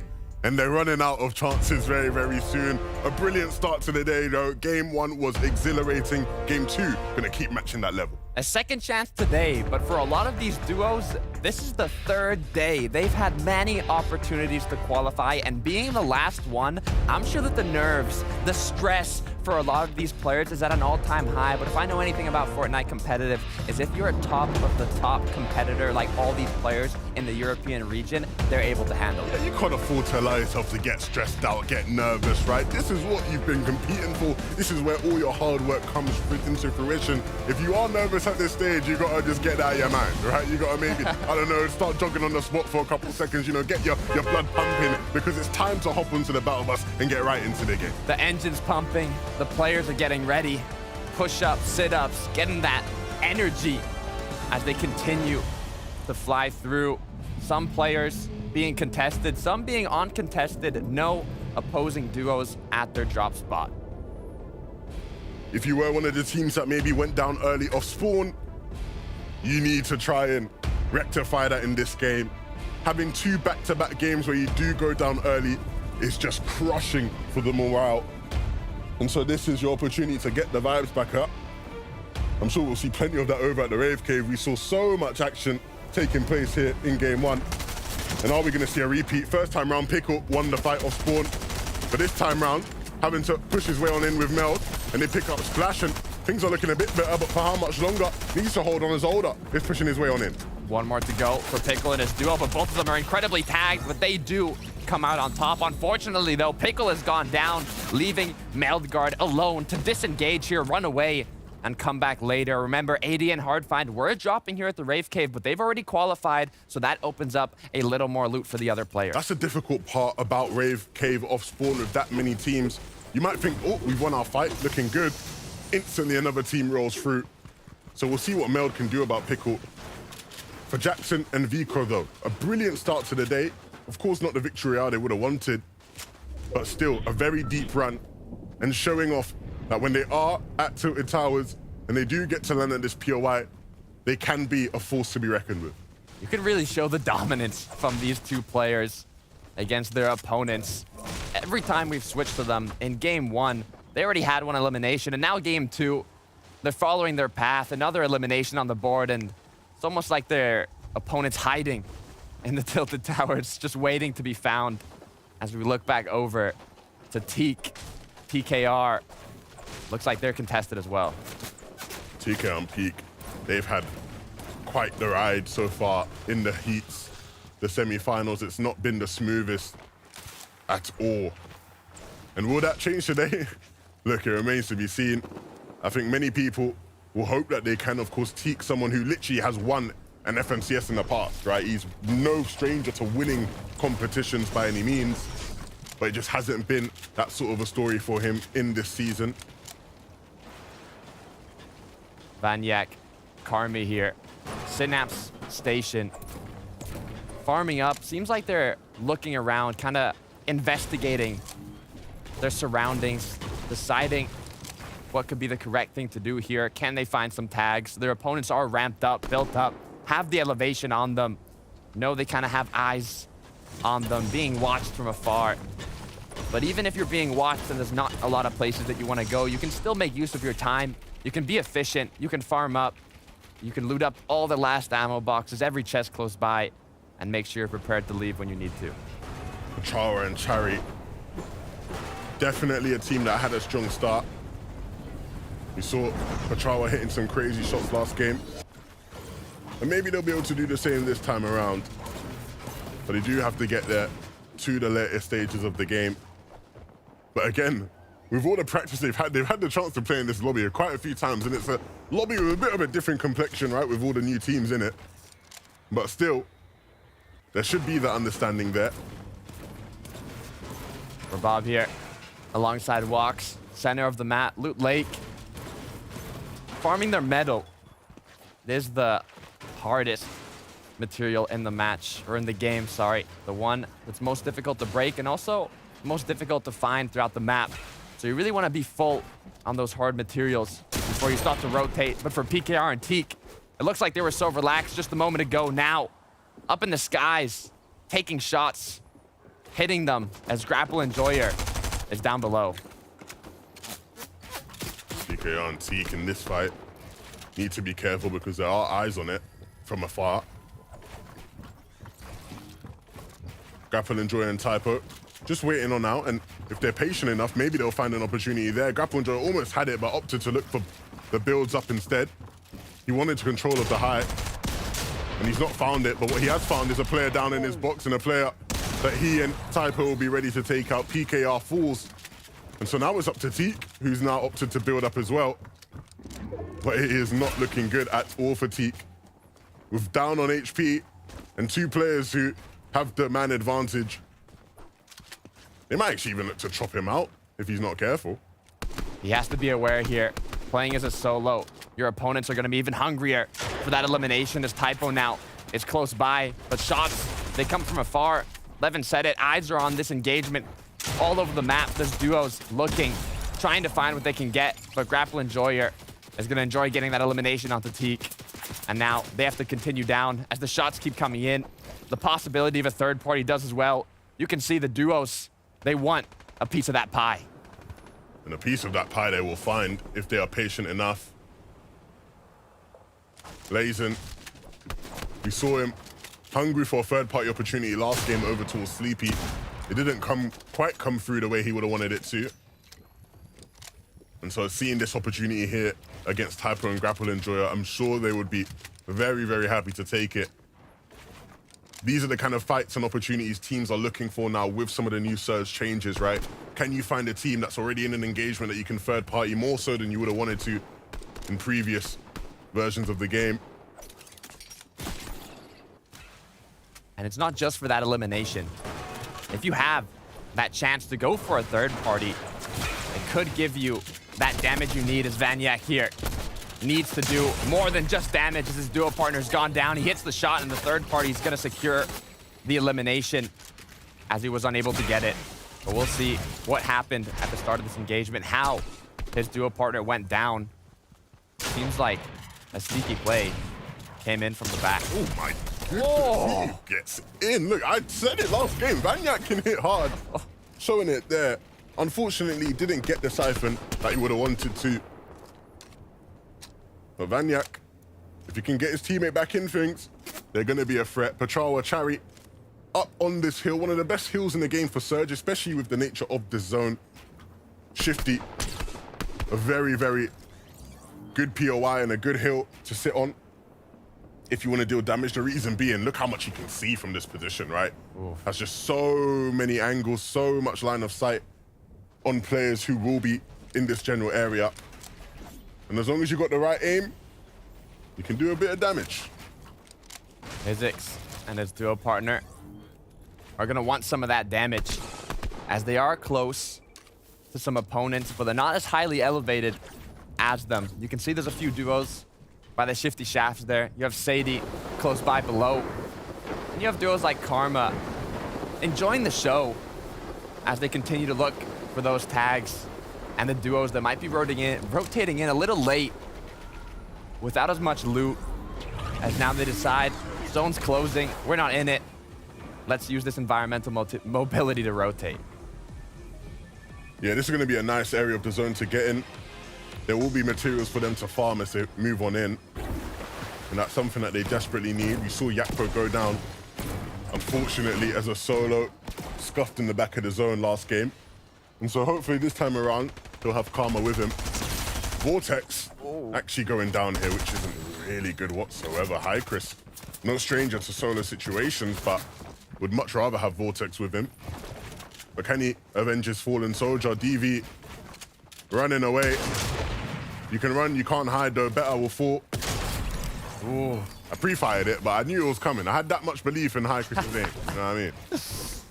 You know, you could pre-fire certain things, and when he took off his opponent's toes there, gave them a tickle. High Chris with the amount of loot he has. Legendary Striker SMG, grapple gloves, 6 chug splashes, and even the Striker pump shotgun. I wouldn't be surprised if he's able to get a reboot here on his duo partner and continue to have an amazing game. As we follow the trend here of the duos, going for that high elevated position early on, not force themselves into situations like Zaka here and Ark need to do, as the damage is coming through, the knock comes through. They have the advantage in this engagement, and they're making use of it. That's Bacon that they will take down. And that's really good for this team, as we saw them struggling on Surge before. It's actually how they went down last game. And so if they can find the Guden here and pick up the elimination onto him as well, that would go and work wonders by way of damage being dealt. Zaka now continuing to hunt his prey as they found him, but the shot comes in onto Zaka, cracked, 40 HP, popping chug splash is forced to increase the nerves, as now Ark is just one shot away from taking out the opponent here, and it comes through. Zaka finishes it off, grapple gloves on the ground, drop, as now they'll pick themselves back up. 19th place spot, looking for that top 6 though. They want to qual through consistency, or they want one of the victory royales, as now Andretta, Rifla, the only day of semifinals they've had, they haven't had those other 2 opportunities, day 1 and day 2, like a lot of these duos. This is the only day that they're participating.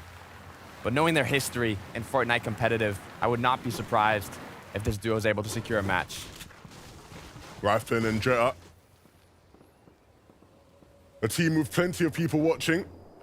Swag watching plenty of people from this bush. It's going to be really interesting to see whether or not you can do the right amount of damage. I do want to know, though, what happened earlier at the Rave Cave. Mini-Miner, we saw Meld pick up an elimination, but was he able to survive? Yes, he was leveled, and in a very interesting fashion. You can see him actually going down underneath this wind tunnel and hiding away. Of course, he was a solo, so this is a beautiful strategy to stay away from the other players. They are still alive as well, for those wondering. And of course, look at this. Great opportunity to pick up some chug splashes for Hizix and his duo. These give chug splashes, med kits, and some metal around the area as well. And of course, Vico and Jackson landing at Tilted Towers. They had a little bit of a scuffle off spawn. They won one elimination, but they decide to disengage and not take the second fight. You always have to know when to continue hunting those eliminations or when the better option is to just disengage and play it safely.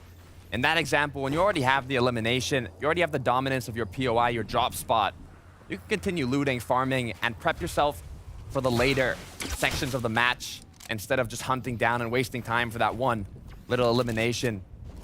As now Rabab, having lost his duo partner, walks. He does have the damage, he has the loot, the chug splashes. However, being in a position where so many players have LOS, that line of sight onto him, and even having a full duo below, this situation is just that much more difficult to come out on top it. You can see the concentration in his face. Very much focused as he has to be. For Asa, even with him being focused, wasn't going to be enough. Will be taken out. And that leaves Wolfies as a solo. Where is Wolfies? Okay, Wolfies is up above. Wolf God. XL. And for Wolf God, no builds. I'd spend this time farming if I was you, my friend. Of course, he doesn't want to make too much noise because otherwise they will find him. But if they do find him, it probably is going to be very, very quick punishment, as Toos and Fury are absolute powerhouses and they will find him. And he actually does take a little shot back, which I'm sure will garner their respect and make them even more eager now to take him out. Look, Wolfie's had one build, but he might just need that one build to do something. The issue is with Fury and Toos being so far above that Storm Surge threshold, and the other duos coming in hungry. They have the upper edge. They're in a position to play it slowly.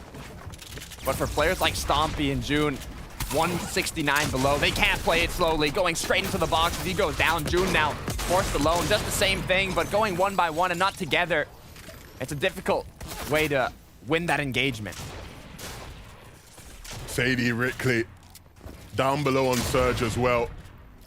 And a team that is desperately trying to find any sort of shot that they can to move themselves above.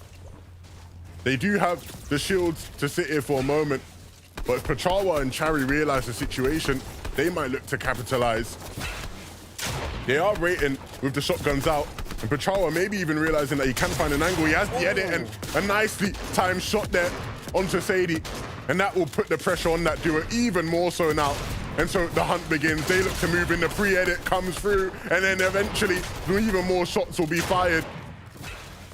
Very, very unlucky not to pick up the elimination there. And actually, they picked up Chari along the way, and so for Pachawa, what was a situation where he looked like the dominant force has now turned into one of absolute disaster. Pachawa looked so powerful, but losing his teammate did not permit him to continue that push forwards. Even if they had all of that advantage over their opponents, they just could not keep going. As Pachawa now having the loot he has, the damage he has, he's forced into this position where you don't really know what's the correct play. With so many duos close by, taking those battles, doing damage, you want the reboot card of your duo partner, but in the third zone, the amount of duos close by, you know the likelihood of being able to pick him up, it's so low that it might not be worth it at this point. Fakey and Fremok, 376 above. They're another duo that can play it a bit more patiently. Fakey, Fremok, waiting now. And they have the advantage with that edit being ready and waiting. Fakey didn't connect with a big enough shot, which is quite rare for a player of his caliber. But either way, he does still have an elim already this game, and that, well, this is how he did it. Nice little edit there to find it. And Sadie didn't have Ricky there to help him. Close enough as the pickup comes in. Baki, 2 eliminations, Fremok as well. You can see that these players like playing it that much more aggressively. It shows through the damage and the eliminations, but for Jackson and Vico, it's looking very dangerous. Just 3 above, 1 tick below, and that's enough for his duo partner to go down. Jackson forced to use minis now. Such a shame. So close, but so far at the same time, as now Storm Surge continues ticking. Jackson has to keep popping those shields, or he will be eliminated, but he's just 1 shot away. If he could connect one in on one of these opposing duos close by, it's all he really needs. Jackson has shields to survive the surge, and not many players need to go down. I believe it was just the 1 player that needs to go down. But if that player doesn't go down and he runs out of shields, it's not going to be too great.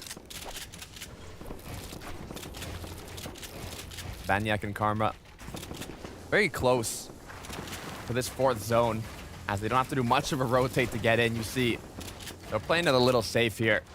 Once they're in, they'll build up. They're good. Next zone is the 5th zone, the half in, half out. So it will pull to a corner. But for Walks, he was missing his duo partner earlier on, but Rabab is back. It was actually Rabab who was up. Walks getting rebooted, and now making their way in. Great use of the sliding, the grapple glove. But will they be able to hold on and keep going? Walks Rabab as a duo in this game, but a duo that doesn't have much to work with other than their raw aim and shotguns. But even for them, they are only ever a couple shotgun shots away from saving their games, and if Nipsey and Coop aren't careful, they might be the duo that is used as that muse to get back into things. A pre-edit comes in, but Coop has stepped backwards, and so backing off there for just a moment. But 34 below will incentivize them to keep on moving, keep on trying to force their way in, as they do need some damage, and an elimination would go a long way as well. An elimination, but as long as they get above, they'll at least have a bit more tranquility. But with the amount of players close by, it's careful, or it's difficult to reach that point. Coop now, Nipsey. The shots keep trading. The builds come out. They want to reinforce. They want to be sure they can take this engagement without difficulties from different angles. As Nipsey takes the shots, Coop waiting for the big one to connect. But with a lot of duos close by, 5th zone appearing. It appears on them. They don't have to rotate, but they want more damage. Coop doing everything he can just to stay cool, and that means that Robab and Wox will have to search elsewhere for their damage. Just 5 below. Robab needs to just connect with anything right now. Buzz not giving him an inch. And so the minis now will be used to try and heal off, but they're gonna have to keep looking. They can't give up. Gastro, Brand up above. You see the Storm Surge taking, you see it coming from the sky, landing on their players as they continue to find angles here. Being 78 above, you can be happy with that, but you're gonna need more over time. Mix and Ardor opening up, taking shots. Coop Nipsey still waiting for that opportunity to strike as Rabab and Walks are looking further out. The opportunities are there, but the shots are needed to connect as players get closer and closer to them, rotating towards that 5th zone, that half and half out that they're already positioned in.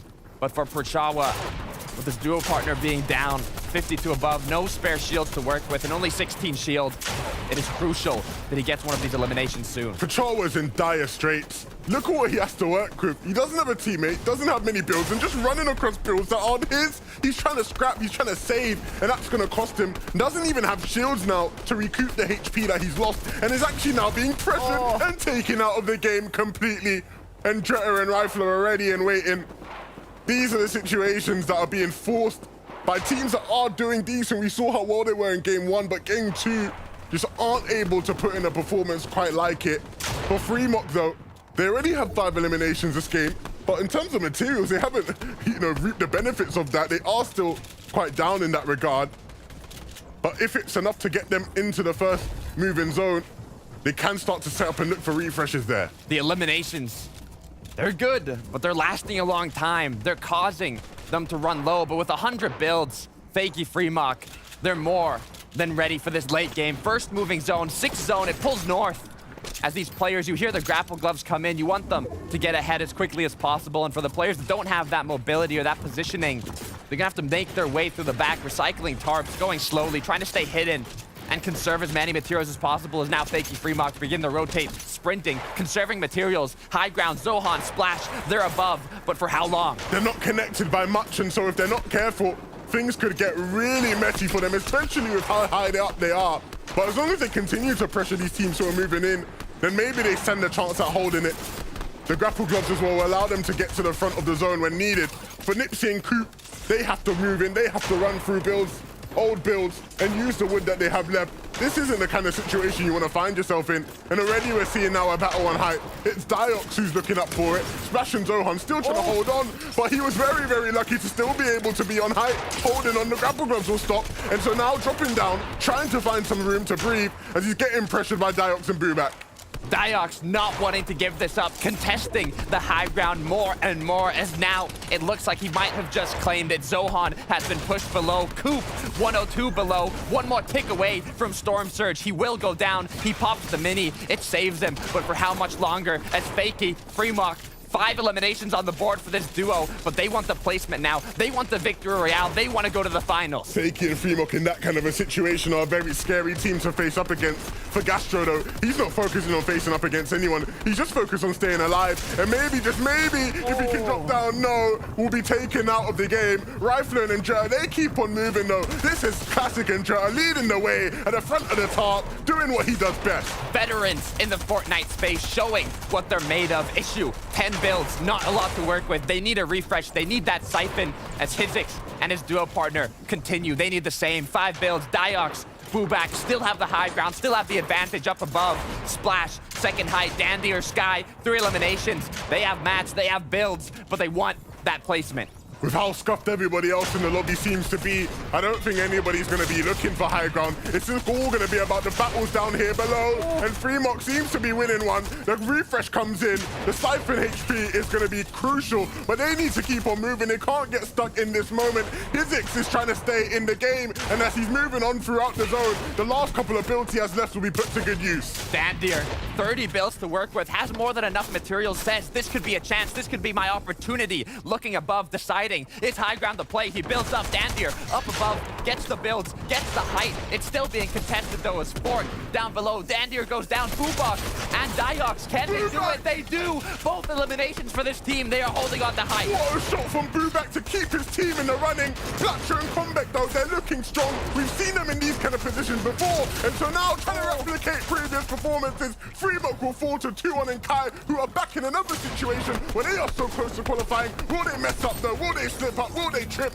Booback is not tripping though. Diox has fallen, and so it all rests on his shoulders. A solo on the high ground, still a duo down below. Boobok now, so much pressure put on his shoulders, but is he strong enough to stay, to hold himself up as Fork goes for the retake? He gets tracked, 48 HP to work with. One shot is enough to eliminate either of these duos. Who is going to be able to connect the shot? Fork still above. Boobok looking for the angle, trying to get the connection, and he gets it. 5 eliminations for Boobok, and he is not letting go of this high ground. Booback does not care who you are. He just wants one thing, that's to stay on height, and he might send that message to 2-1 now as well, as he tries to use a harpoon to chop him out, but the harpoon is not going to be enough. He needs builds, he needs to try and mantle up, and there's nothing concrete there, so Booback will put a stop to him. That's the full stop on that one, and so now in a 2v1 against Blatcher and Combeck, will Booback continue to hit crazy shots? It doesn't seem like it. Blatcher and Combeck are too much to handle. They will be in the finals. They go through. What a win for that duo, but what a performance from Booback as well.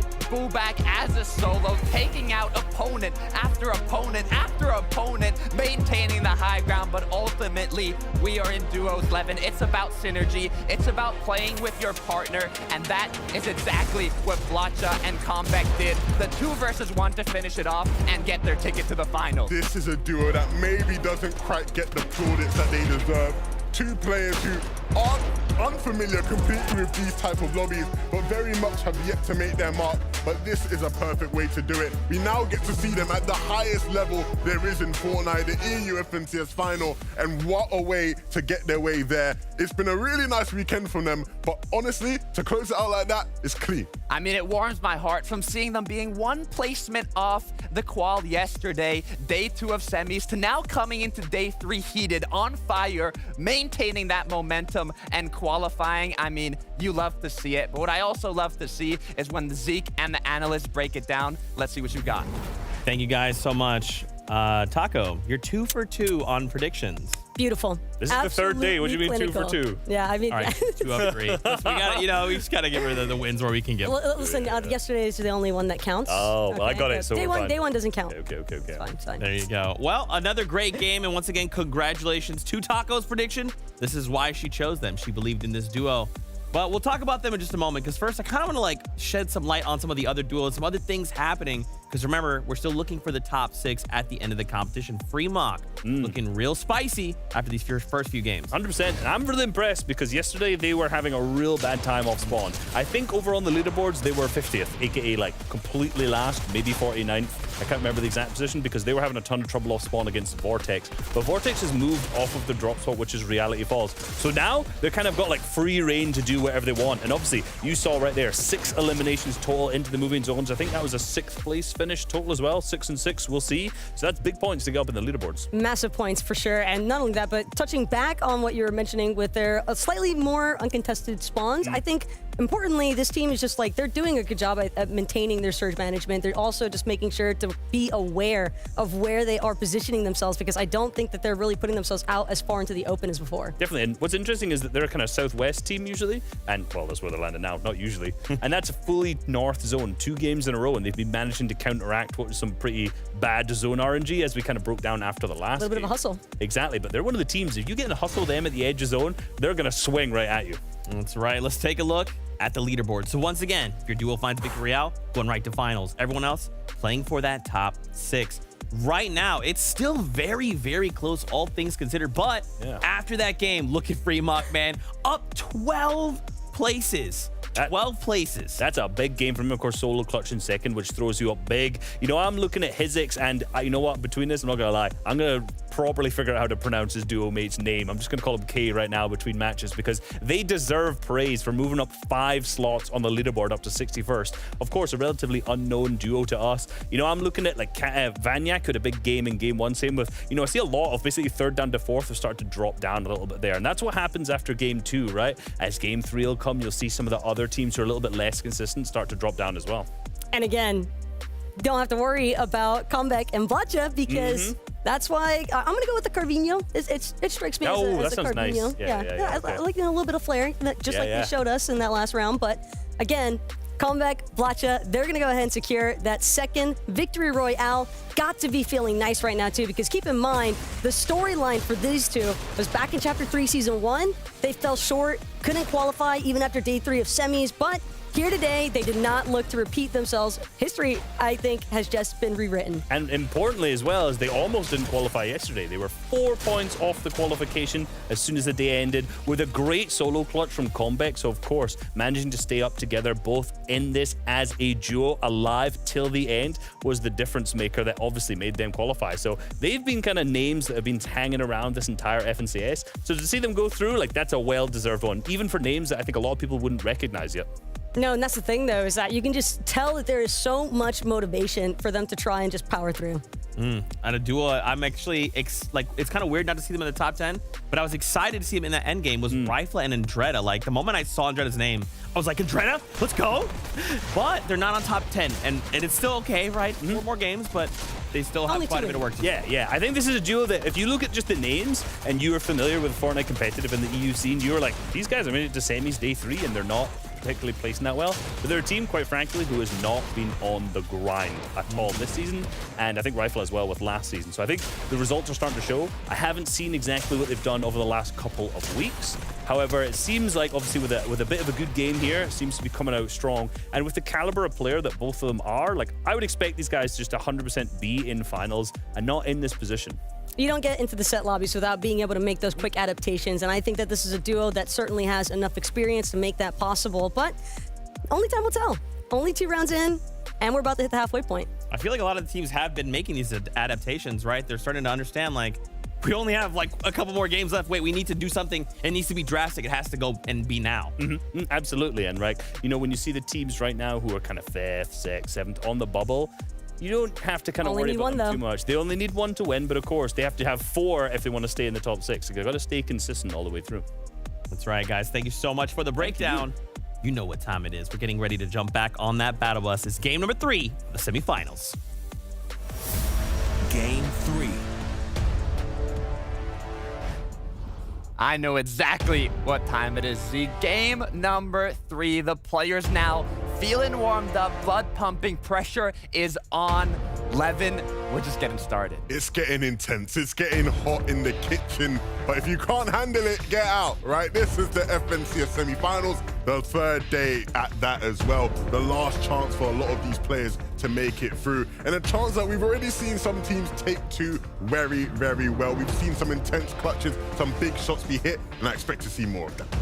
100%. But look, being close to that halfway point, that 3rd match, it could be where we'll start seeing a little bit of changes. Maybe more in the 4th match, but game 3, you never know. In Tilted Towers, Vico, Jackson have been dominating their opponents. Will that change, or will the dominance continue? I think that's always going to be the big question going into every game. Will we see a switch up in some of the, momentum in terms of Osborne fights? That is the question we'll be able to answer right as we hop in now.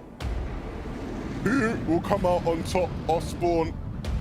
Will there be more carnage at the Rave Cave? Will Vico and Jackson continue at Tilted? So many questions.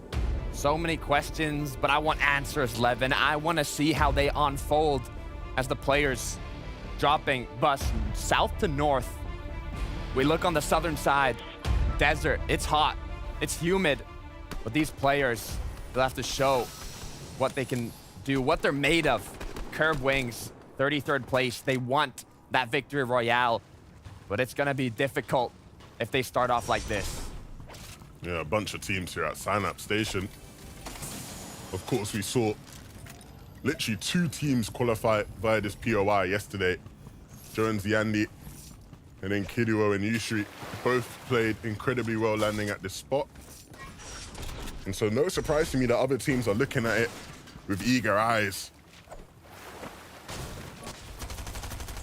Looking at the engagement in Tilted Towers, though, we spoke about the dominance Vico and Jackson had. But the question is, are their opponents adapting? Are they improving from their mistakes? As this one looks a lot more even. Only a Ranger Assault Rifle for Vico. Med Mist in the inventory. No spare shields to work with. In the last match, they went down early. And now Jackson, being so low, it's looking more and more dangerous. Yeah, Vico has a lot to do here. You can see just sort of scurrying away. He's going to want more loot to work with.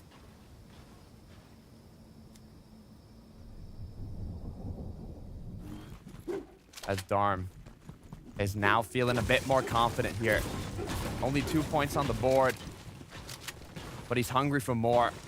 He might even be hungry for some tacos as he goes into the building here to see if he can secure a bit more shield. Both players are incredibly low on it.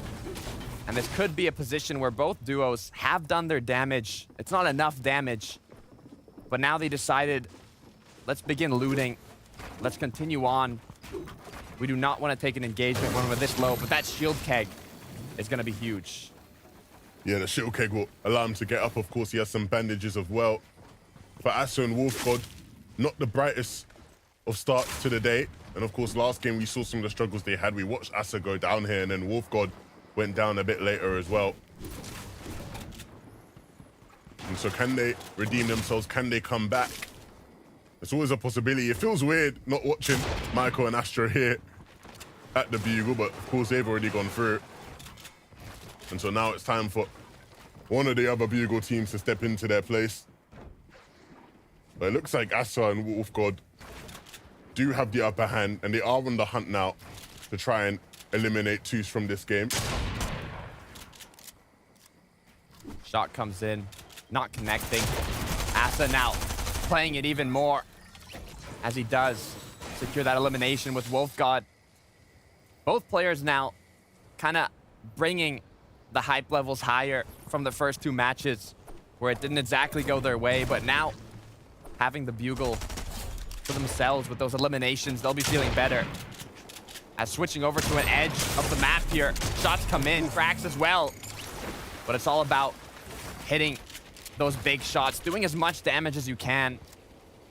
And now with 2 eliminations on the board, this duo's happy. It feels like Hero and Badwise are in some sort of time chamber where I've just seen them in that fight, you know, thousands of times this season. And it never really seems to lead to anything too positive for them. Of course, this would be the perfect time to change that fortune. For Zestin and Waze, they're very fortunate here as they went off spawn against the Valiant duo. Lawless and SD cannot handle them at Coney Crossroads.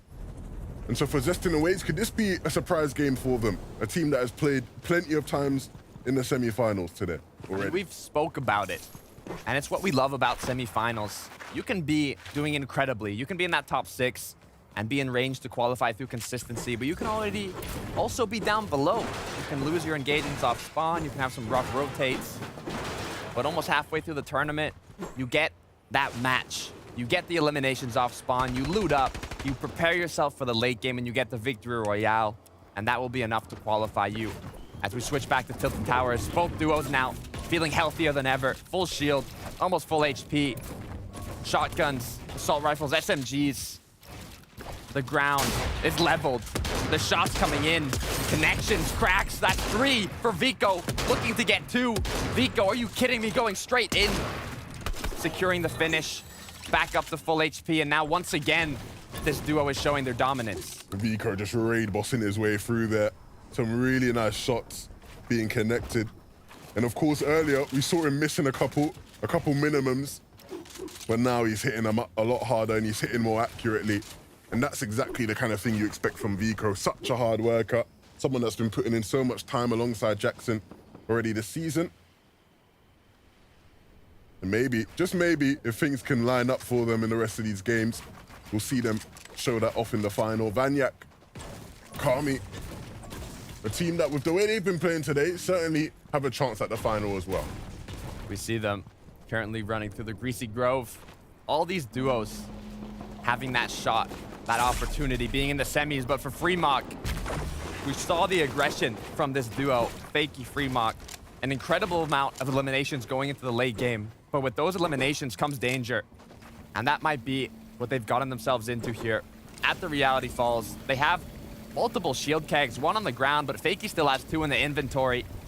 They want to build up that shield once again and continue to see if they can take shots, do damage, and set themselves up for the rotation. Yeah, that is going to be the goal for them. They have a very nice setup.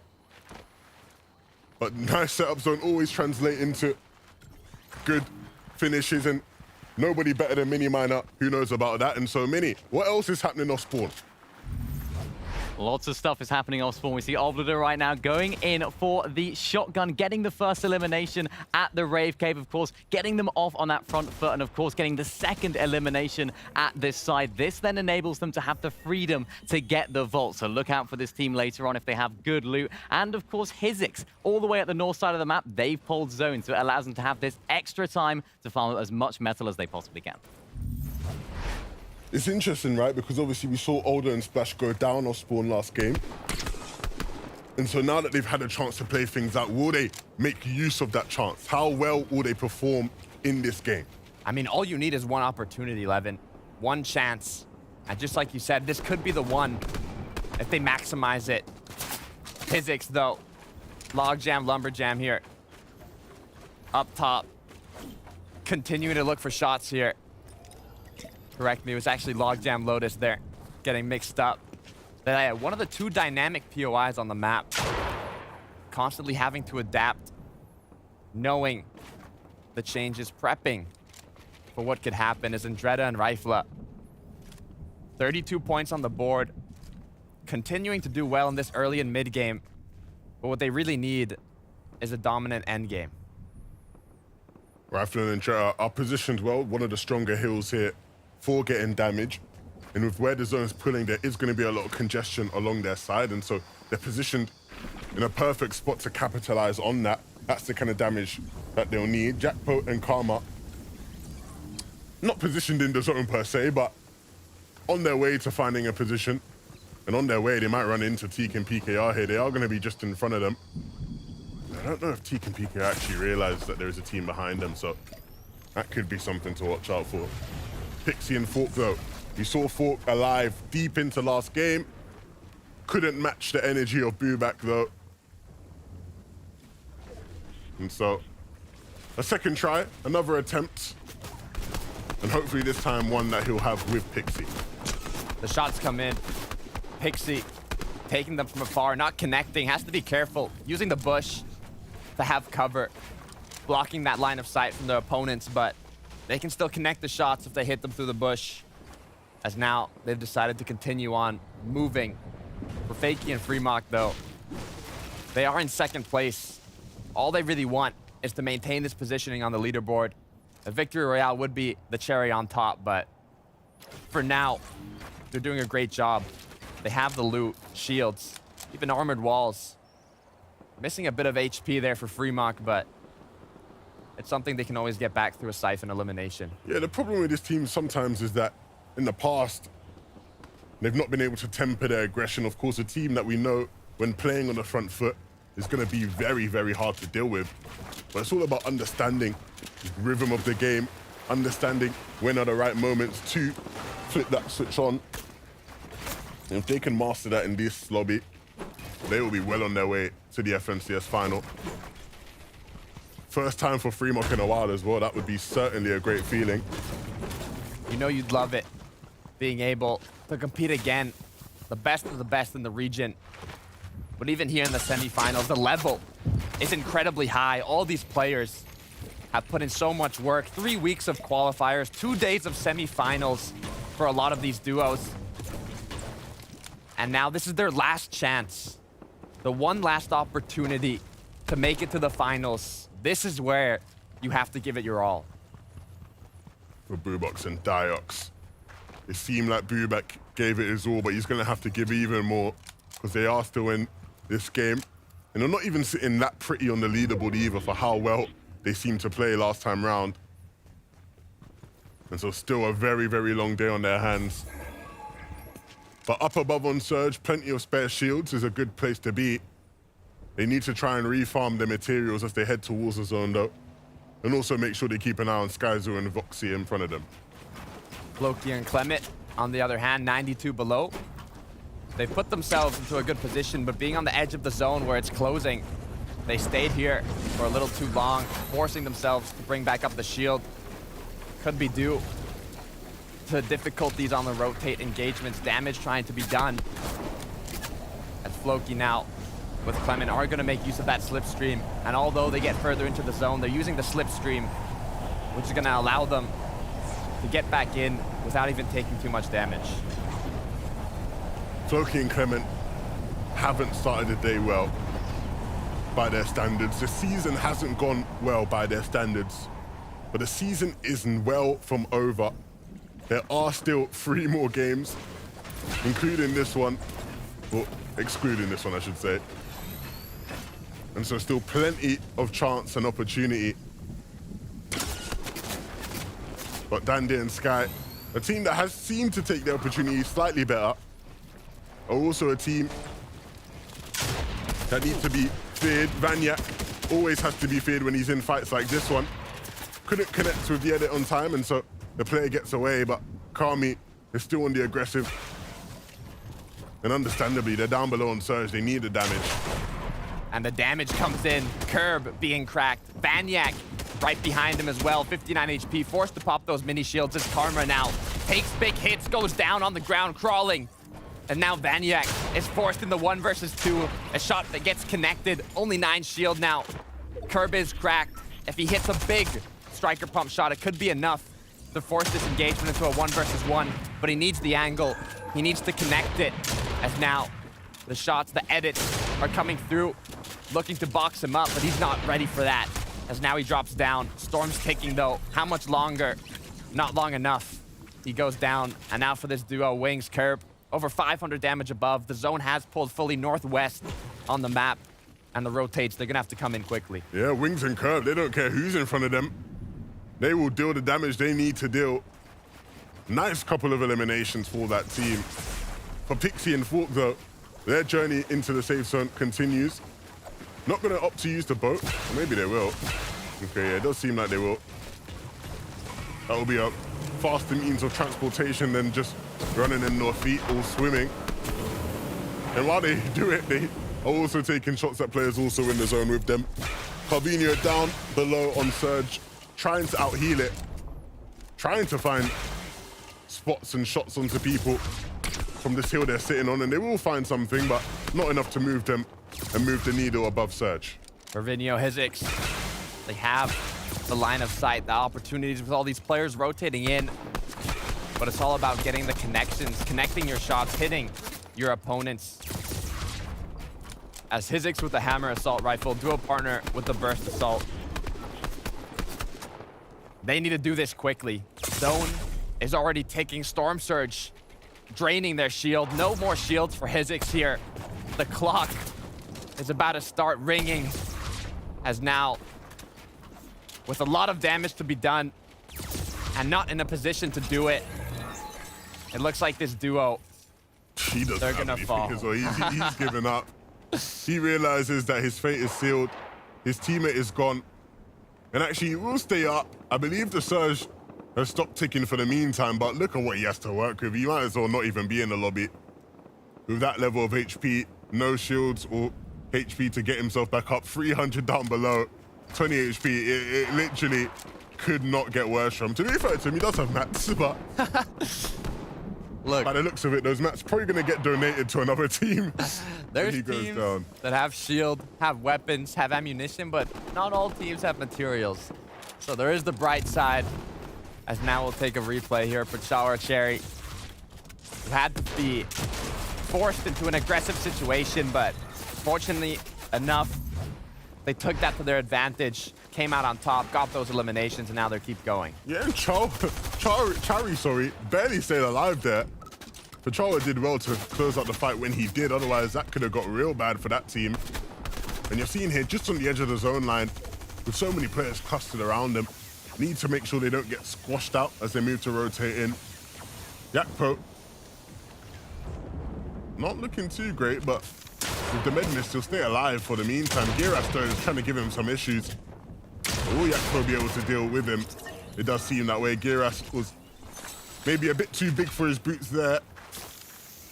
And you're never too big for the boot, and he gets booted right back to the lobby. Jackpo will get the credit for that 4 eliminations now in this game. The rotate continues. He did get it, like Levin showed, the elimination, but it's not going to be enough if he's not able to use that in the late game and secure those placement points alongside it. But now for Fremok, Fakey, being in the second place spot, they're feeling good, but in this specific match with only 9 builds to work with for Fakey, the shots already come in. One of the most aggressive duos of the lobby, showing how it's done. As the shots, on the contrary though, cause that danger. Fremok just 1 tick away, 4 HP from going down. They connected the initial blows, but the counter shots were so strong. Yeah, look at the HP, look at the materials. It's not the best of situations whatsoever. And now the zone against their backs. The medkit will be popped in time. But even then, Fremok actually will go down to the zone anyway. And so he gets taken out. Robab will get the credit for it. And so as long as he can stay alive, a refresh will be coming in for him. The Siphon HP will do him wonders right now with so many people seemingly trying to pressure them. Back up to 161 as the splash comes through. And Fakey actually went down as well at the hands of Rifler. 5-5-5 above the Storm Surge. Hopefully that'll be a lucky number for this duo, as it could be the match that they're able to take home. But for that, they still have a long journey to go through. They'll continue to take their shots to do their rotates, but we'll see how this engagement started in the zone. Oh dear, snooze lose. Definitely will snooze in there. And then what did Jackpo do? Oh, nicely timed shot. Oh, okay, Jackpo. I didn't know you had it like that. Okay, just reminding us all exactly how he accumulated those 4 eliminations. That is a player, a serious player we have on our hands. It'd be a shame to not see this player in the FNCS final if he can hit shots like that. That's what I'll say. I'd love to see it, Levin. Japko in the finals. But look at this zone, bottom right on the mini-map. Almost the whole lobby on one side here, but the 5th zone, the half in, half out says, nah, I'm pulling northwest, where not a single duo is currently. The supply drop there, though, as now all these players have to begin their rotates. Rifla and Dredda, Grapple, Enjoyer, Typo. The grapple gloves, you hear them. They're slinging. The tension between the strings, between the players rotating. As now with this change in elevation, if you don't have those mobility items, it's going to be that much more difficult to find a way in. Yeah, but you do ultimately have to find your way in, and so eventually that time will come for this team. And a bit of materials having to be used to get there. I say a bit, it seems to be quite a large chunk. And there is a large chunk of people in front of them as well, stopping them from getting there. But what will Endure and Rifler do? They can't fold under the pressure. Advising Top G up on high ground right now. And a brilliant spot to be in. We've seen just how fruitful it can be for other teams in the lobby. Top G up top right now, alongside his duo partner, but we want to focus on Pixie and Fork here, being 261 above, forced into a situation, a congested one, with all these duos that have just barely made their way in. And now, with so much aggression, so much shots coming through, all of around them, the surroundings, it's all a danger zone for these players. They have to be very cautious and careful on which routes they take to rotate through. 6th zone first moving. It pulls up north over another ridge here. There's a gap in between 2 hills, a pathway for some, but for the ones that have that extra mobility, they can take the more difficult route. But for Rabob and Walks here, 2 eliminations on the board, they might have just found the refresh, which will permit them to have a nice rotate here. Rifler, Jackpot, both of these players having to play as solos. And both of these players now having to figure out how it is exactly they're going to get to zone. For Chari, it will be the grapple glove that allows him to get in with just the nick of his teeth, 51 HP available. If you can get a moment of breathing room, the med mist will bring him back up, but with just wood left, he is weak, and somebody in the lobby eventually we're going to capitalize on it. Rifler having to take the shots from Sky there as he starts to make his move. Fine, the Sky Rifler. We see his perspective now, has the med mist, is able to stay in Storm just that much longer. But the issue is, once he gets in, 8 builds to work with, players all around, he gets cracked, 14 HP, goes down, Splash takes him out now. High ground, insane change in elevation here, but Wixes and Polly, they want to hold on to it. They want to maintain this elevation. Yeah, Polly and Vixes, they're the ones that are holding on right now. They're the ones that are building towards it, and they're opting to build down as well. Don't want to be too high above, as if you get chopped, it is a long, long way down. Yakpo all the way down, looking up to the teams who maybe could give him some life in this game, be a saving grace. And with Robert actually down in front of him, I don't know if he realizes, I don't think he does. There is an opportunity from there. Wox moving to go up a layer instead of staying on that one as he runs his way on in. And even him, with his materials, running very, very low. Running through, avoiding danger. He has 32 builds. He does not need to risk an elimination yet, as Yapko now, already with 5, is hungry to get into this zone here. Only 9 builds to work with, refarming very quickly. The decisions, the quickness from this player, it's incredible. Right side of the zone, up top, has to take the shot. 90 connects, but now 39 HP, just 4 ticks away from the zone. He pops the minis, Fork going in, taking the shots, has to be careful from behind. So many angles you can get shot from. Fork and Pixie having to put on their bravest faces right now because they don't have much, but they can't afford to let anybody know it. Everybody moving across the mountainside, it is just on the side of this ridge. And so Top G and Advice, who were once on height, having to be forced down below. Fork is going to be the one that keeps applying pressure to them, but he has to be careful because he can't defend himself, but he can use his aim, and his aim will come through just for a moment though as he eventually goes down. Sky down below as a solo, just 5 builds remaining and 1 charge left in the grapple glove. That low ground could be huge. If the zone doesn't pull back up, the players start dropping. Advice starts going down. His duo partner, Top G, is very low on HP here. He has to be careful, but Pecan down below, shooting his shots, grouping up with his duo partner, another duo on the same layer. Vacant and Gun are so comfortable right now. They look so strong. They look comfortable. But Typo and Grapple and Joya, they are going to be the ones to try and break that comfort. Vortex falls into the trap of Gruden, and so he's going to be able to profit from that one. Bacon as well, going to look up to the skies to try and chop people out, and that exactly might be what he does. Highcris barely holding on, just trying to stay alive. And as things go all the way down, everybody being forced together now. Polly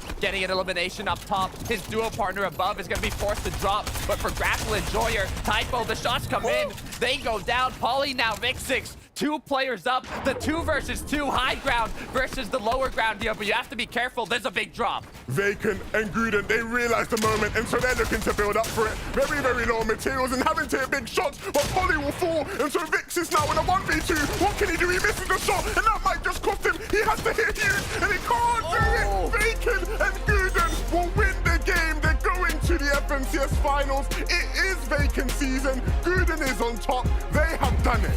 They played that incredibly, Levin, with the changes in elevation. That was one of the most difficult zones I have seen, from the mountain straight down below. But Guden, his duo partner, they were able to do it. This is such a beautiful moment for this team. They came so close in day 1. They came even closer in day 2 with a 2nd and a 3rd place. And here in day 3, they finally got the victory royale, and they are sending themselves to their very first FNCS final. What a moment for this duo. The nerves, the pressure, the stress, it did not get to this duo because the confidence I saw from them in that late game, the shots were not missed, connecting one after the other, and the 2 versus 2, moving to the 1 versus 2. They did come out on top. They got the eliminations they needed to get, and they're going to the final. Look, I don't like to brag often, but I did believe, and they pulled through. I'm so happy for that team, and I'm even happier to see the smiles on the faces of my fellow analysts as they break it all down. Zeke, take it away. I'm not gonna smile, Levin. He puts a smile on my face. Just kidding, Levin. Of course I will. Yeah, stop. Wow, halfway point of the competition. And it's incredible, right? That was really, we're sitting here like watching these games unfold, and we're like, wait, what about this? Wait, the zone pulls back. Crazy. I mean, it is, and that's exactly, it's a hill zone. It just kind of reminds me of like a Chapter 2 game. I don't feel like this happens in Chapter 3 anytime soon, where we've got massive elevation changes, and for all the players that win games who are up on height, that's massive. Bacon, alongside Good, who obviously won that game, were not the teams who were on height the majority of the way through the game, but they were the ones who had mats when it started to pull back up over that hill. And that's where that materials depletion really starts to shine. But Vacant season, he made this one his own to claim. And what the most impressive part for me, at least, Reese, was the fact that they just stayed so composed throughout, despite the fact that they didn't have the height control from the get-go. Once these moving zones started to become a little bit more threatening, they just ensured that they were clearing out inside of their own boxes, not really leaving much opportunity for anybody else to contest it. This was really the closer for me. Now, it was a shaky end, right? It looked like there was a clutch potential from Vixis coming out there, but of course, Vacant and Goodbert, because it was a 2v1 situation, there was, there was a whiff going on, there was a smell from everywhere, you know, it was the whole kabang. But obviously, they came up on top. Vacant right now, living up to the name, it seems to be Vacant season. They have qualified through to the finals, of course, in game number 3, the halfway point. That's right, and for them, this is huge, right? They were going into that like right around 17th place, so to just say, hey, we didn't even need to be top 6. We're just going to finals. We'll see you in a few weeks, right? Really great. Once again, if you guys are just tuning in, great to have you here. Hope you're having a fantastic day. Victory Royale, right to finals. Top 6, right to finals. And the last opportunity, Vico right now does move up 10 places up into 6, occupying, but man, still looking at, 6 down to 10th, still really scary close. It is. I'm loving all the, basically everyone now up in that top 6 has moved up into that top 6 outside of Perchawa. So massive games. But the 17 placements, 18 placements from Highcris and Vortex, Advice and Paradise, Top G, it just kind of showcases the fact that even though there's teams that are leading in the first couple of rounds, like from halfway point onwards, this is really anybody's game. Absolutely. And Tuna and Sky, or Tuna, he is Tuna Sky. Tuna and Dan Deere, right? They've kind of been a little bit interesting throughout the qualifiers. We've seen a lot of strange drop spot choices from them, is what I would say, but it seems to be working out for them fantastic here in this, obviously, semi-finals day 3. On the second side of the leaderboard, what are we looking at here? I'm looking at Vanyak in 12th, down 9 places. A lot like Splash and Zohan as well, down a bunch. We're seeing a lot of the top teams who did well in the first 2 games not managing to necessarily live up to that when it comes to all 3. And that's the thing, though, is maintaining the consistency throughout. We've already seen how impactful these last couple of instances can be when we get down to our final teams, our final solos even, in some clutch situations, like what we just witnessed, nearly making it come alive. But it's just impossible, I think, for any of these teams to really be certain in not letting the nerves get to them. Yeah, I want to go back to Dandier and Sky, right? Because when I'm looking at this, we've gone up 6 places here. But the thing that stands out to me when I'm looking at all of the eliminations leaderboard is they actually have the least amount of eliminations than anyone in the top 6, so they're playing slowly. Well, it's not even slowly. For a while there, Tuna, after he lost Dandier, he was just hiding at the bottom of the hill while that zone just keeps going up and up and up, but he was just stuck in the bottom of it all, waiting to really see whether or not he'd get a little bit of RNG go his way, because this is where he drops, takes the refresh as much as possible off the materials, but again, only having 5 builds to work with, he was just trapped, it seemed like, and I definitely think that it wasn't the greatest position to be in, but the fact that he was able to hold on as long as he did is part of the reason why he's still in the top 6. Yeah, of course, it's all about that materials. When you're starting to go down, you're starting to build up. I mean, you can't just walk up a hill, right? You're gonna have to start to climb, and you need materials for that. And unfortunately for him, 0 down on low ground with a bunch of the other teams as well. And I mean, speaking of the low ground, why don't we just flip on up to that high ground up top? Wox, Kebab, Robab, Kebab. We've been talking about these guys for weeks now. And yesterday, they had a pretty good performance, but you can tell today they've really made improvements, and they're here to play for finals. Yeah, you know, I'm interested in mainly in the drop spot for these guys because they've been landing loot late throughout the entire of the kind of season. It's been working some days, it's not really been working other games. So the fact that they started to pull it all together now for me is really good sign, because these are teams who is definitely the caliber of a finals level players.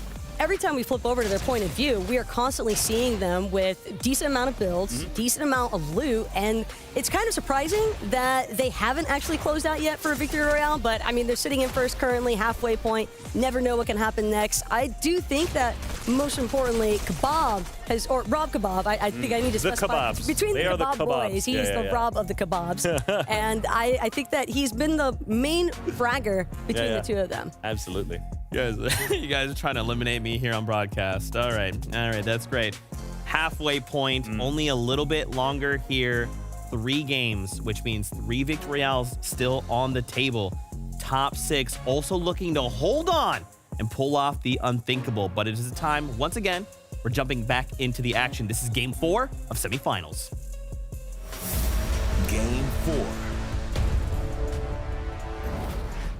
We hope you are locked in, because we certainly are. It's already been a very fun day of action, and there are only a couple more chances for teams to secure their spot in the FNCS final. The halfway point has been reached. The smile on Levin's face from that last match, his prediction qualifying, and you can see how the tables can turn from being on the lower end of the leaderboard to getting that Victory Royale. You're in the finals with just 1. Yeah, it doesn't take much, right? All you have to do is basically play your best Fortnite for 1 game. Easier said, right? So all you gotta do is come into these next games with that intention, with that drive, and of course, with the preparation in mind, because these lobbies are incredibly difficult to cut. It is easier said than done, but now being halfway through the tournament, these players went into game 1 with a plan. They practiced, they prepped, and they got ready. But now, if they're halfway through the tournament and they've been having some difficulties, it might be time to make some minor changes. Well, let's see who is ready to make the changes necessary as we hop right on into the action. The battle bus is ready. The players are getting prepared to jump off. And of course, as always, we are ready to break down all of the op spawn action. We've already seen plenty of it at Tilted, at Rave Cave, even at the Bugle. And I expect to see more of the same as well today in this Game 4. A linear north to south bus route. Players split evenly left to right, west to east, as now the engagements, the battles in the Rave Cave, they're continuing. We've had it all of these matches from game 1, game 2, game 3 to now game 4. Pickle, Meld, they want to keep it going. Splash and Older, they did survive off spawn last game, and it allowed them to move up in the standings a bit. But this time around, it looks like they want to fight it out again. Splash getting away in the meantime, couldn't connect with a big enough shot. Meldo is putting on his best Thomas HD impression as he pushes his way on towards Older's box. The armor wall was so key there though to Carr. And it was fortunate that they were able to get one. I mean, those armored walls, they're not easy to find, and finding them so quickly off the start, putting them into good use. It's on the list of things you love to see. Just like Q-Roll here and his duo partner on the edge. Seem to be having the upper edge in this engagement. As now they're just one shot away. Could throw a pebble, trip their opponent, and that would be enough for them to fall back into the menu. As now with the high ground, the shot, and the 2 eliminations for this duo. Yeah, I don't recall pebbles being in Fortnite, but fair play. Hero and Bandwise pick up those 2. But this is over at the Rave Cave. We already saw Meld and Pickle look to get the vault. And Splash and Older didn't like that one bit. They were not impressed. They decided, we want the vault for ourselves. And we want 2 eliminations as well. And that's exactly what they will get. And so again, an opportunity now for that team to continue to rise in the standings. But for Vico and Jackson here, they have the consistency. They have the dominance in the early game. We saw it in the first 3 matches. Even if off the start, they weren't looking too hot, they did make the comeback and get those 2 elims once again. But they need to maintain it. As now Zestin weighs Coney Crossroads. We've seen them perform here before, going in and finishing that quicker than you can take a bite. 2 eliminations on the board. This is very interesting because Lawless and SD are a team that obviously are just coming into Heat 3 today, and they've not had the chance to play many games out. The last couple, they've been taken down or spawn. And so at what point, Takar, do you decide, look, we don't have many games to qualify for the FNCS final. We just have to leave if we want any chance. Or do you just stick to your guts and continue to land off spawn and potentially go down that early? Gonna be a hard decision to make. An incredibly difficult one, as Eclipse is looking to do the same here. 1 elimination, has to hit those difficult shots, but he does exactly that. That's another one on the board. 2 elims for Eclipse, but the shots come in. Multiple angles, ricochets. They have to be careful as they disengage from this. They've got what they needed. They have what they want. And the disengage comes through. And for those duos, like you said, Levin, that are having trouble in the early game. We saw it in Tilted Towers with the opponents going against Vico and Jackson in the Coney Crossroads. I mean, all they really need, like you said in the previous match, is 1 opportunity, 1 shot, 1 match where they get out of the early game. They have the loot. They make it to the end game, and they get the Victory Royale. That's what they need. But will they be able to do it? It's easier said than done. Yeah, it's interesting, right? For Toos and Fury, we obviously saw them go down off spawn last game up against Asa and Wolf God. This time round, though, they're just outside of the POI, and they're taking a fight onto Naughty and Eclipse. Fight comes through. The shield's being popped. You do not want to take these engagements at a disadvantage, but be careful. This isn't the only duo that's hungry for more. Eclipse might be feeling happy now, but what he doesn't know is there's another duo close by. He builds up. He's not blocking his sides. The 3-2-1 could come through. They have to be careful here.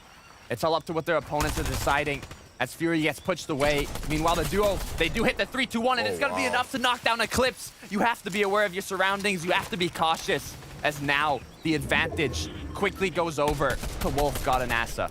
That is perfect for Wolf God and Asa. We've seen quite a few teams mess up 3-2-1 plays over the course of this weekend, but that was well executed.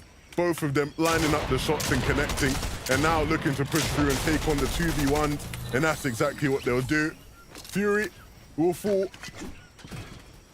This has been so well played by Asa and Wolf God. I mean, the 3-2-1, it can be easy to say, but it's about timing with your teammate, taking shots at the same time and doing as much effective damage as possible. But for Vanyak, he wants to do as much damage as he actually gets one, but he goes down shortly after. Now it's up to his duo partner, Karma. He hit the first shot, but it wasn't enough damage, and he goes down. These are the clutch situations that you want to see. A player stepping up in dire situations to win a fight that maybe should not have gone in his favor. But what a game and what a fight it was. And now they have the chance. Now they have the opportunity. Karma and Jack Pro, they're sitting pretty. They're not worried about a fight right now. They're worried about getting damaged though for Surge. And they're gonna constantly just scour the surrounding area for a player to open themselves up to that opportunity. Pachawa and Chari on the other side of the map though, doing somewhat of a similar thing. The heals coming through. As now, they are keeping an eye on their surroundings, being aware of what could happen. There's so many mountains, bushes, ridges. It's hard to keep track of everything. But as long as you can cover a majority of the angles as you rotate, be quick to react and cover yourself, you should be able to reserve as many shields as possible for when you crucially need them. For Hizix, though, they have a split position here. You can see him and his duo partner are based up on opposite sides of the hill here. So they have just that much more vision of the duos rotating through. And especially being at 0 eliminations, you know, they're thirsty. They want that damage. Corvinio and Hizix. They've been a team that has slowly but surely been able to find some groove in these games. In the previous heats and previous rounds, they just couldn't make their mark on the lobby. But off to a hot start. Same can be said for Fork and Pixie. They are just so good in these clutch situations where one of them has to step up. And they continue to do that. But are they going to have a game where they can do it as a duo? Not just one person having to carry the team on their shoulders. And that's what it's all about, Levin. We saw, for example, Mr. Savage Hen in day 2. They worked incredibly well as a duo, where in previous qualifiers, there was a lot of solo clutches coming through. And once you get that synergy, once you build up that chemistry, you're able to do something you weren't able to do before. And that something might just be the qual to the FNCS finals of Chapter 3, Season 3. As now these players who are in that top 6, in that qualifying range, are continuing their momentum, playing the same playstyle they have throughout the day, doing the damage they have to do. As Vortex, Hycris now, they want to do a bit more. Vortex and Hycris, they've shown off their raw firepower, but they need to show a bit of finesse in this fight. Can't afford to let it get out of control. Polly and Vixes did very well to make it so deep into the last game, but they couldn't win it out in the 2v2 at the end. Couldn't connect with the shots when needed. And so a very, very big chip on their shoulder in this game, as they'll look to try and make amends. But Vortex and Hycris could very much spoil that opportunity for them. They've done it to so many other teams without care in the past. One of the teams renowned for being very aggressive. And this is going to be exactly what Vortex wanted. Vix is walking right into his trap, right into his sights. And a bit of damage dealt. Not enough to trigger a full jump in, but at least a nice bit of damage to add to the surge tally. With the zone being pulled to the northwest, once again, a lot of zones on this side of the map is what we're seeing today. And what I love about that side is so many mountains, so many changes in elevation, that it just makes it that much more interesting. Always a big shame, right, when there's so many north zones and Queasy isn't in the lobby. I'm sure he'll be clenching his fist in frustration. Fakey and Freemock, they clench their fists quite a bit, and they use it just to punch all their enemies out of the way, right? That's the kind of force they hold. Jack Pro and Karma, what have you thought of this duo so far today? I'm loving what I'm seeing, Levin. They've been playing incredibly solid. I mean, in second place spot, they've been really doing what they have to do to set themselves up for the late game. One thing is making it to the late game, and another is making it there with sufficient materials, shield, loot, damage dealt. And that's exactly what they've been doing. And they'll have to do much more of it if they want to solidify a spot. So many teams have been trying to fight, and they haven't been able to necessarily win them. And so no better time to bring in Mini Miner, who's on the sideline. Teak hasn't been able to win many fights. Is that trend continuing, my friend? Unfortunately, if you're a Teak fan, the trend is indeed continuing. Teak and PK are trying to take this fight, and they actually end up winning it out against this solo. We can see them hopping right into the box, but this is where it all started to go wrong, of course, because PKR went down. This opened the door wide open for Raisin and Painter to come in and clean up the job.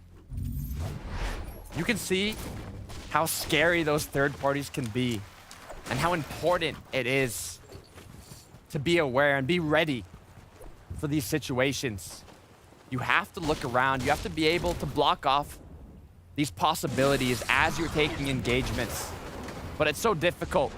Like, it's so easy to say it, but when you're in that position, when you're focused on the engagement, it's hard to look around. It's hard to be aware. But if you're a top Fortnite competitive player, if you want to be the best of the best, you need to be able to overcome those challenges. Splash and Older, they've had to overcome plenty of challenges so far today.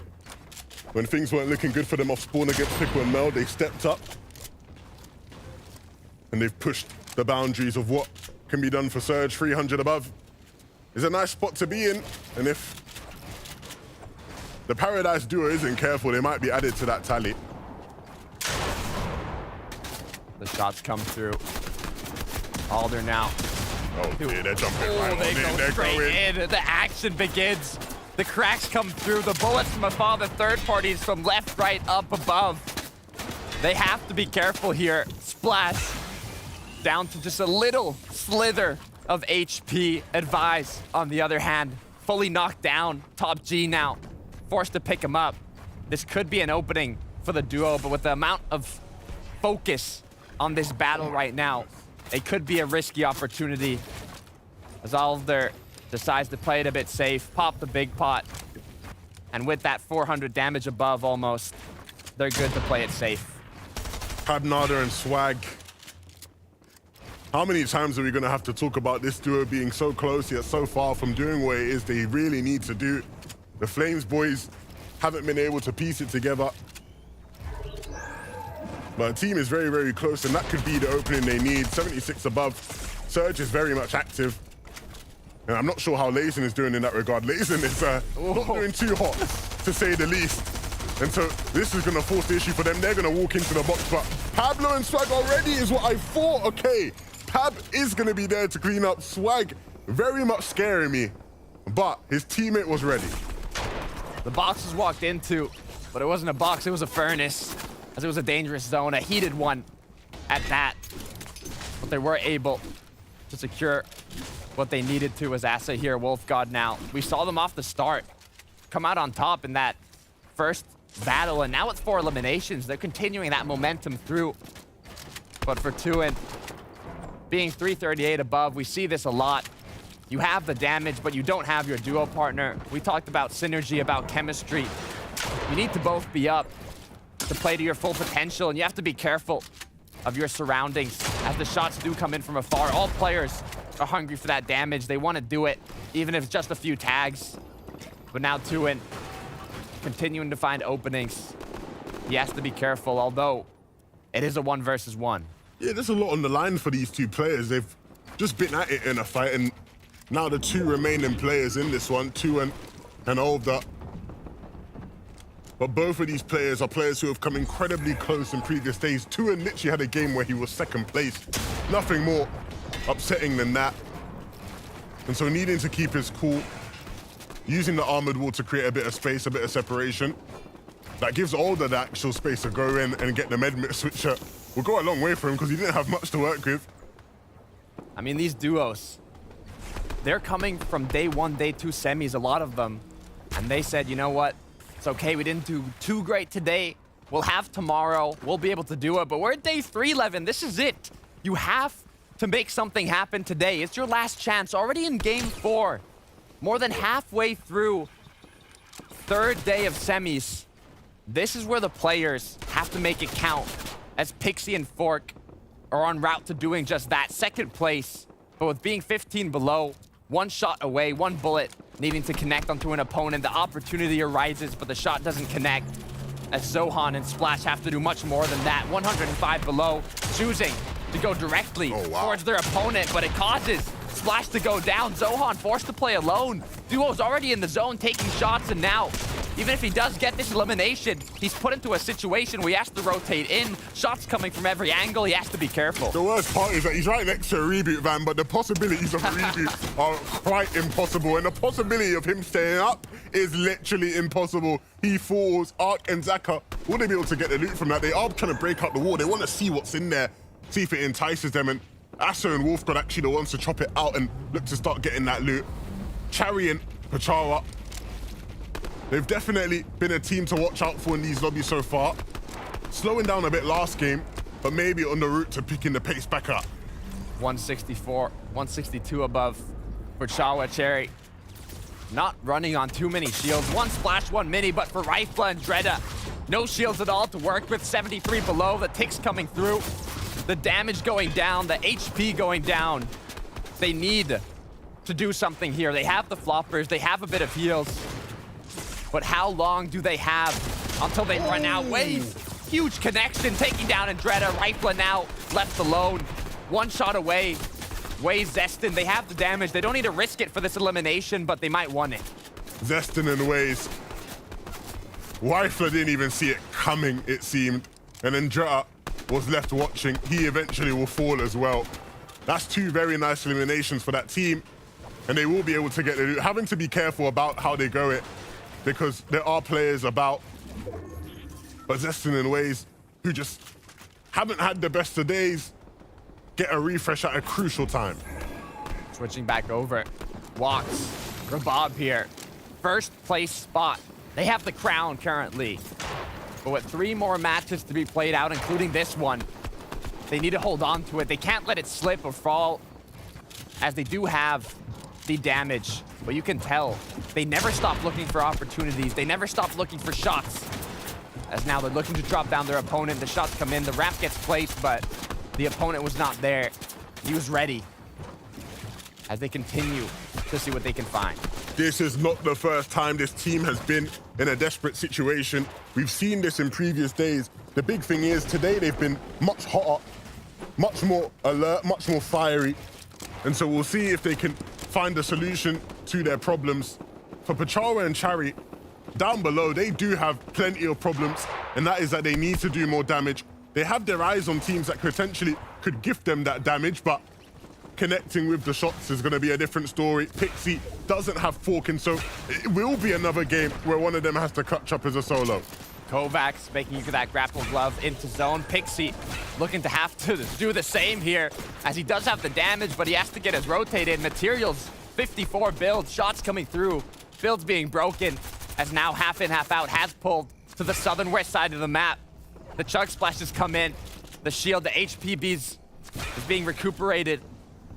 And now for the duos around them, the rotate on this side of the map is not as far. Ooh, that's but needed. for Cherry, That's for Chawa, needed. the shots are being connected. They're hitting, but they need to do that more. That is exactly what they needed, but they need to do it again. Cherry has to find a shot. He sees an edit open, but the players are currently not exposed. The med miss is keeping him in it, and a couple more shots will connect. Cherry is so clutch right now. Who is this guy? He's saving his team. And he wants to continue doing that. Already above, has done it. But the loot, the resources, they'll need a refresh. They'll need an elimination to grant them the Siphon, 15 HP, 15 shield, or 50. Alongside those resources is Vico and Jackson here, just one shot away, using that shield keg to recuperate the shield. They lose the Storm Surge as they look for shots, gives them more time, more opportunities, as they don't have to be healing here. And it is working so well. Already 48 above. Have almost saved themselves, as now 80, maybe even picking up an elimination, unable to, but they do get the tags. Yeah, Wolf God and Asa there, just being crushed beneath all those builds, really suffocated down below, and Asa's just gonna have to try and hold on. Skyzoo and Voxy, who would have thought these guys would be in this kind of a position? It's all gonna well be in here though, it's about holding on to it. That's the most crucial part, as 6th zone appears. First moving southwest of the zone. They have to decide what's the play here. They're on the opposite side of this moving zone. It would use a lot of materials to go across, but it looks like they're not worried about materials. The slide comes through. They go ahead. They want to be the team that holds this high ground. There are a lot of teams in the backside, and so they have to start worrying about maybe or not they're going to be able to hold on to it. They are at the front though, and they do have their eyes on it. For Karma and Jackpo, they're going to use the materials to get in their way. And with first movement, preparing, advice, Pachara, plenty of teams fighting for it. Here on the stairs, though, there's a slippery slope down. Watts needs to do everything he can to get away from Chavi, because we know what he can do with a shotgun in hand. And now it's up to him to just run his way on through. In the back of the zone, things are looking rather uncomfortable, and the Medmist even being pulled out to heal off in the zone. This is not the situation they want to find them in, but he is not going to be able to connect. It was so close, and Robert was the one to deny it, as he has lost Watts, and so now he can pick up the Medmist, and he can heal off in the zone for a bit. The Siphon comes through, allowing Rabab to have a bit more time to get that Medmist and now use it to make his way in zone. Issue is, 5 minis, unable to use them, needs the time. Boxy, Sky's on the high ground. They're holding the positioning, but for Rabab now, he's made it in with only 3 HP, attempting to pop the minis here. Gonna use the Medmist again, but for Pixie, who's been playing it out as a solo for a while here, he's going strong. Pixie doing very well to stay alive there. That was getting real uncomfortable. Top G doesn't have advice with him either, and so the grapple glove is even more important for him to stay in the game. Just down to wood though, and that makes him so vulnerable for the likes of teams and players like Jackpro and Karma, who are looking to clear out layers, clear out players. This is a team to watch out for. Fremont and Fakey though, they are picking up eliminations, just what they do best. And so now the materials garnered from that should be used to protect Fremont, but he's taking a bit too much damage. Showing what they're made of as Rabab now continues to do the same. He's recuperated a little sliver of HP and shield. How is he still up right now as Boxy continues to have the high ground? Yapko on the mid ground. Vortex, Ichris continuing their aggression, taking down Ardor, picking up that elimination to get those resources. Nice. Now Vico playing it as a solo, 2 eliminations on the board. He has to go alone. Vico is doing everything he can right now, and it might just be enough to keep himself in the standings, in the running.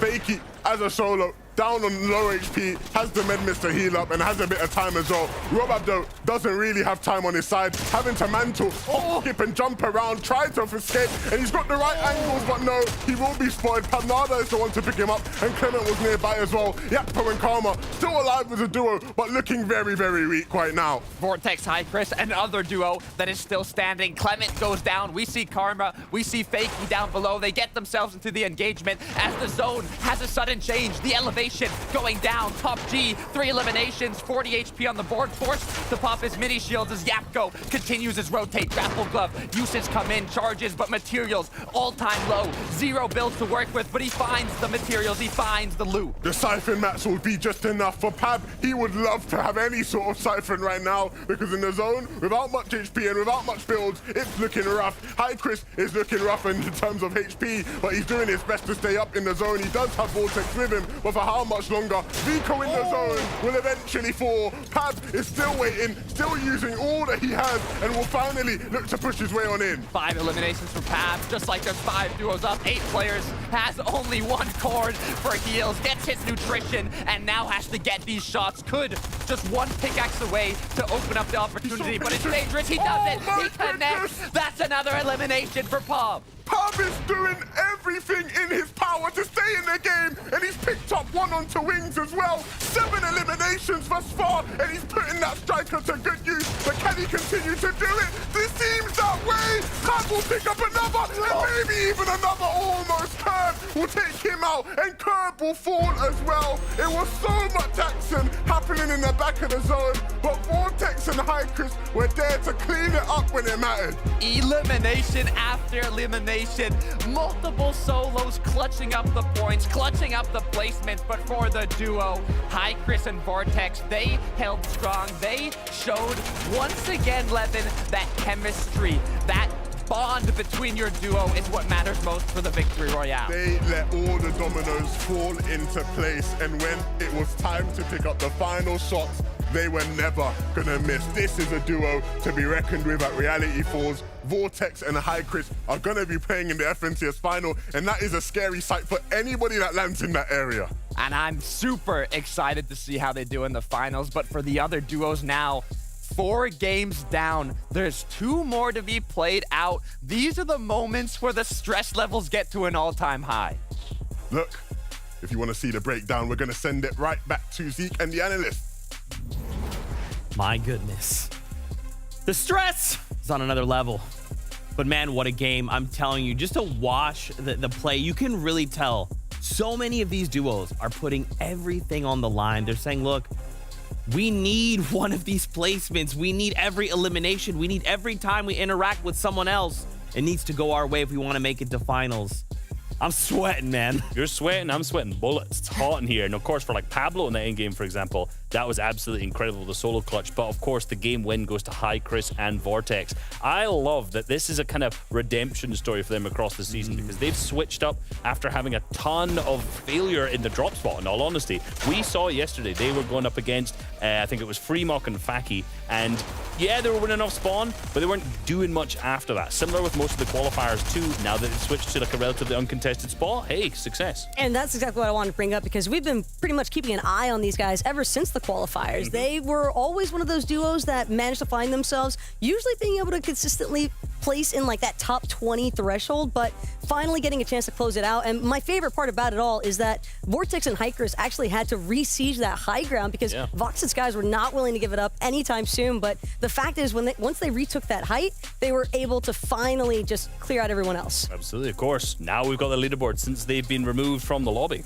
That's right. Take a look. I mean, we're seeing just massive shakeups, right? Take a look at your third place team jumping up 9 places, but look at everybody else, right? They're moving just incrementally, right? It's all of these tiny little interactions. And this is why, you know, you might be new to Fortnite. You're hearing Levin, you're hearing Tokata go crazy because these interactions, they're literally eliminating someone else and saying, okay, we're now going to take your place and take over in the standings. Absolutely. You know, and moving up one slot, Carmo and Yapko as well. You know, the previous game, Yapko had a fantastic solo clutch, but yeah, again, great effort. And one of the best things that I'm seeing about them again is how the mid game is being sorted for them, right? Before moving zones, similar to a lot of the other teams that we've seen have had successful games, they're fragging out in 5th zone, getting a refresh. Now coming into moving zones, they have so much more to work with. Of course, you know, Carmo went down a little early, and it's not like they were able to get into like top 10 as a duo because of course some little mistakes. But again, the early and the mid game setup look crisp. And the fact that Yapko was able to even just hold on as long as he did definitely helps boost them in the standings. But I have a hard time not mentioning Vico and Jackson as well because we've been kind of keeping an eye on them. They didn't change as far as the standings are concerned. But I think the most, like the main thing that sticks out here is the fact that they just got a little swarmed underneath in that low ground section. And this is a duo, again, we know how much experience they have. We know that they've been to finals so many times before, but at the same time, I just don't think that Vico is necessarily anticipating Jackson to get cleared out so soon on the low ground. Yeah, I love how when he got dropped straight away, he instantly drops his materials and picks them up. Without that, like that single play where Jackson was able to drop the extra little materials he had back for Vico there, that probably saved them, what, like maybe 5-6 extra additional placements in the game. So that small little mechanical thing goes a long way. That's right. And once again, we can't not help but touch on Storm Surge, right? Ooh. I mean, it's literally making these games crazy. What are you observing, Reese? Because I know you guys are really excited to break this down for us. Of course, we've got the Kebab Boys in our first place still after this game. You know, that game wasn't a top 5 for them, but they're still holding on the top leaderboard. Now, this Storm Surge position's interesting. I want to highlight 2 quick things on the map in the bottom right. Notice how they're split, right? That gives them a little bit different angles to get a bunch of shots. They're definitely being consistent in terms of having nice surge management off the tags, but I couldn't help but notice in this one in particular, they didn't really have the push that they needed to kind of just elevate themselves a little bit further because we see them still maintaining that first place position, but at the same time, that was more so just the rest of the lobby kind of catching up in points. This wasn't really necessarily the Kebab Boys kind of doing anything to elevate themselves. Like, it's smart to keep track of, but at the same time, they've got to be careful with not getting caught in one spot. Definitely. I'm going to point, right? So, of course, this is the location we've got them in here at the moment. You can see them being highlighted. Like I said, there's a little bit of a split between where the 2 players are, okay? Which gives them more access because we can see the one on the bottom. I can't remember which one's which. More access down here and across to the water, and the one up top got access up here. Now you can see the arrows flying across all the way down, and the reason for this is because this is what they're looking at. They're looking at all the players coming from, I'll get out of the way, on all of these different teams around the side, the Daily Bugle teams, the Sleepy Sound teams, because the way that they've got themselves positioned here gives them full 360-degree access. In particular, when you look up north of them, you see there's a little road there. That's all flat terrain once you come down from the hill. So anyone who's rotating past that way, fully funneled right into their tags, and it's small things like that which is going to keep them above the Storm Surge threshold pretty much every single game. And you know what's interesting too? I feel like we've observed a few of these duos building up these 1x1s that are just massive, right? It takes me all the way back to like Chapter 1, Season 1, where I was like, I know how to play this. I'm just going to box all the way up. Long time ago. A long time ago, but they're bringing it back, and why? They're bringing it back because of multiple reasons, right? When you firstly see a bunch of the hills, a bunch of the trees that are around, they block a lot of your sight. So to get maximum line of sight, a maximum amount of vision, similar to what Walks was doing there, you have to just go that little bit higher. You know, we've seen a lot of it happen in Coney Crossroads with the teams there because there's so many trees around. That extra little bit of elevation will help you out a lot.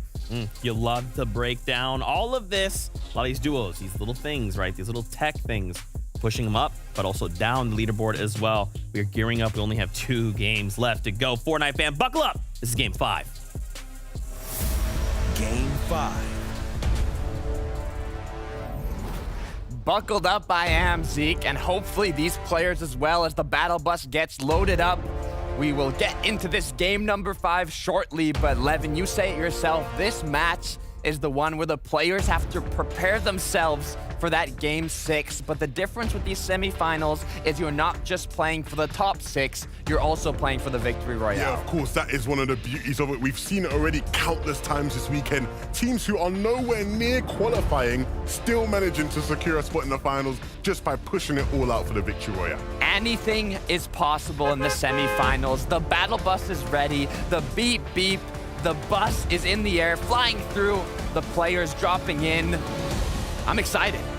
You should be excited, Takata, because we have 2 fantastic games of Fortnite left to play. But for some people, it might just be 2 games they have to watch from the lobby because there will be players who fall off spawn here. And we know that. We've been following it. We've been seeing it time and time again. And already, players landing over towards the Rave Cave, Pickle and Meld. They've had some bad fortune here the past couple games, and that's why they sit in 33rd. And I actually don't see Older contesting them over at the Slurp Truck side, and so a bit of extra breathing room to work with here. Older and Splash are actually up north above them, but I do expect those 2 to catch heads eventually. I mean, what happens is when these duos qualify, it opens up a new spot on the map. Now, Splash and their duo partner didn't choose to go to a different POI other than the Rave Cave, but a lot of duos might have thought of doing just that as Wings now has gone down. Skeevy now, 1 elimination on the board. Pachawa as well in the feed getting another. But Curb, that's not a position you want to be in as he goes down. And that's a shame to see Curb go down like that because obviously we saw how impactful he was in that last game, literally getting 2nd place. But this is what happened off spawn. Wings was snuffed out. Curb followed him shortly. And that's a big shame for a team to have such a good game and instantly drop in and just go down like that. Like, it's so bad for the morale. And now everything rides on that last game for them. Just 1 shot, not only day 3, but 1 match is what these players who go down early are gonna have to play for.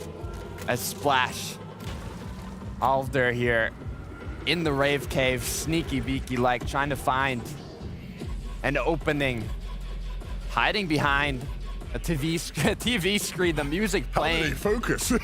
The disco, the dubstep. I wonder how they can hear, to be honest, Levin. Look, Splash don't have to worry about sound. All he has to worry about is hitting a couple shots with that shotgun. Meld and Pickled are using the time wisely to farm up, get their materials up. They already lost a fight here in this vault previously, and they won't want to lose another one. And they're looking good. The vault definitely paid off well, I'll tell you that much. For Walks and Rabob, though, they are also feeling good. 107 points on the board. 1st place spot. But everything can change in just 2 matches. They can't get overconfident here.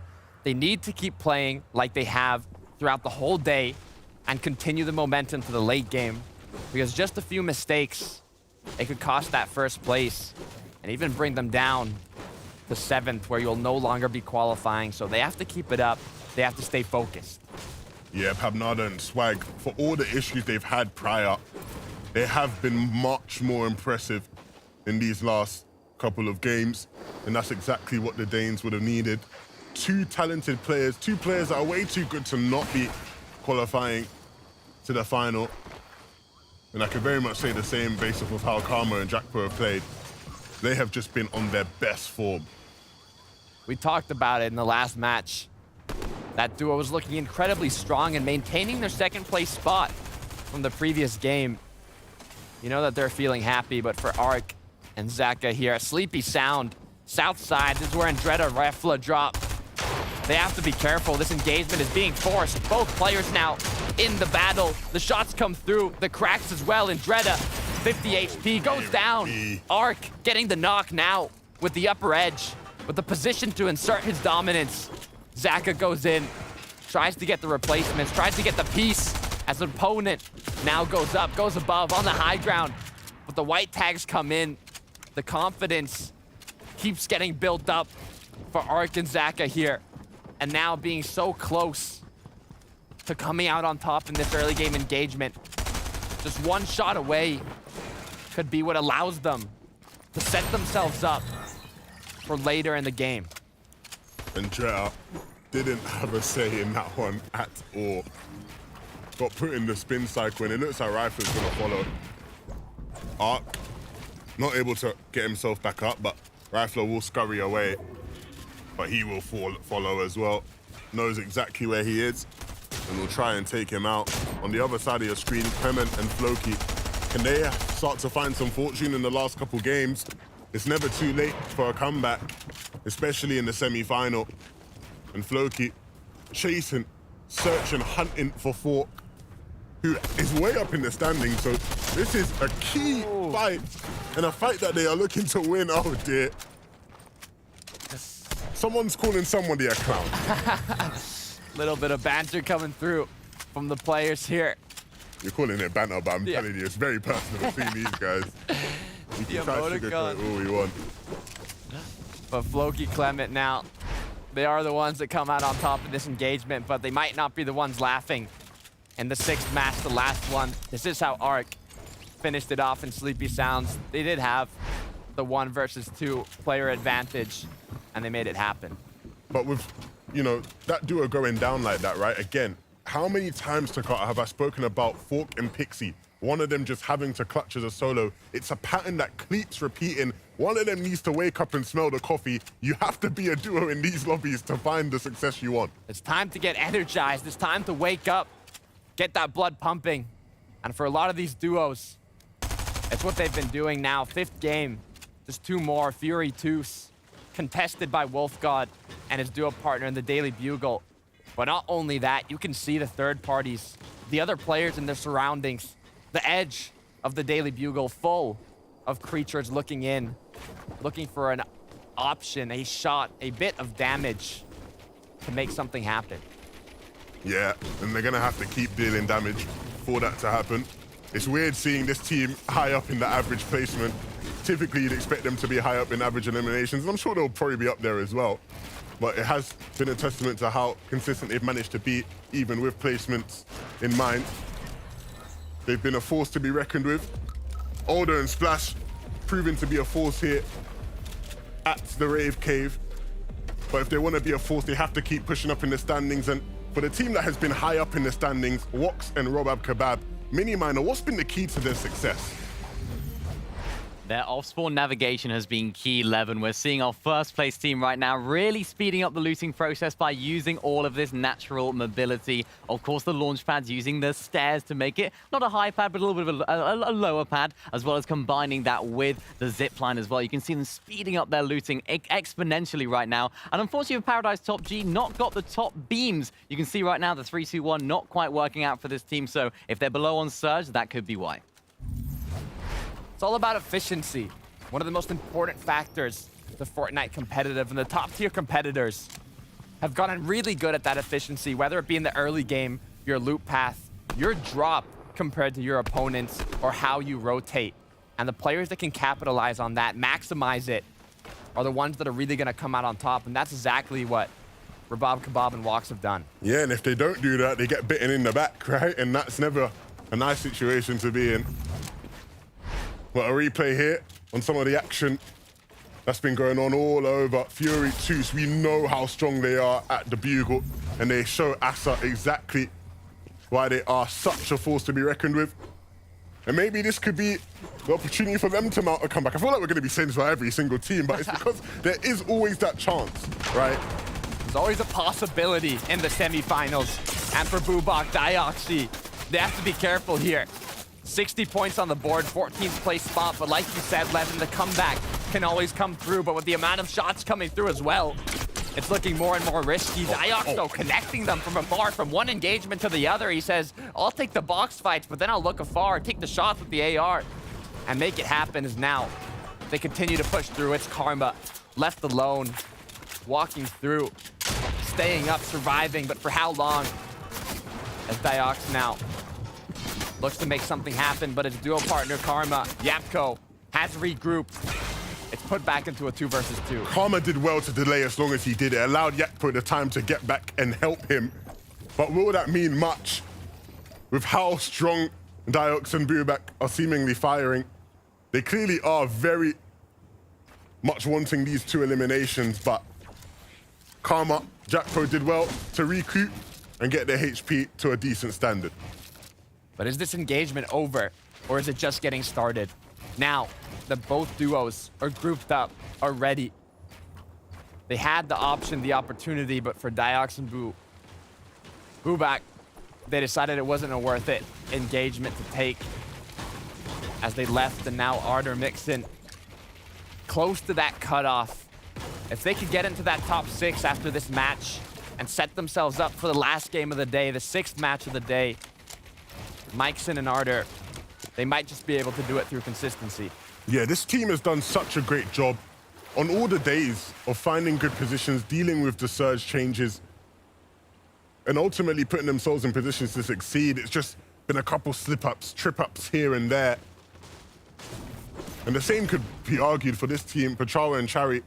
They haven't slipped up much today, and that's led to them being here in 7th place. But they do need to go to the safe zone. And for Pixie, who is still a solo, but how much longer? 37 HP, does he survive is the question. No, he will not. Kami and Vanyak will take him out. Hitting their shots in moments when it's crucial to do exactly that.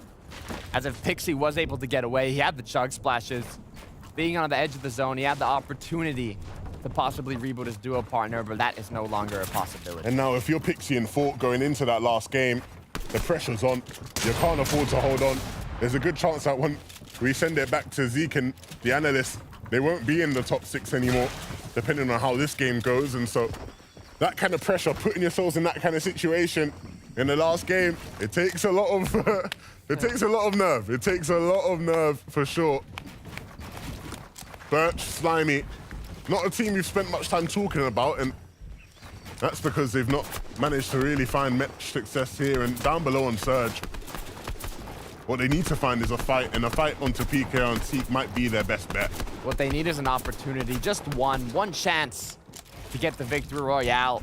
5 points on the board, 1 placement, 2 eliminations. But that doesn't matter, because 1 Victory Royale is all it takes to send them to the finals. And if they set themselves up correctly here, it could be enough.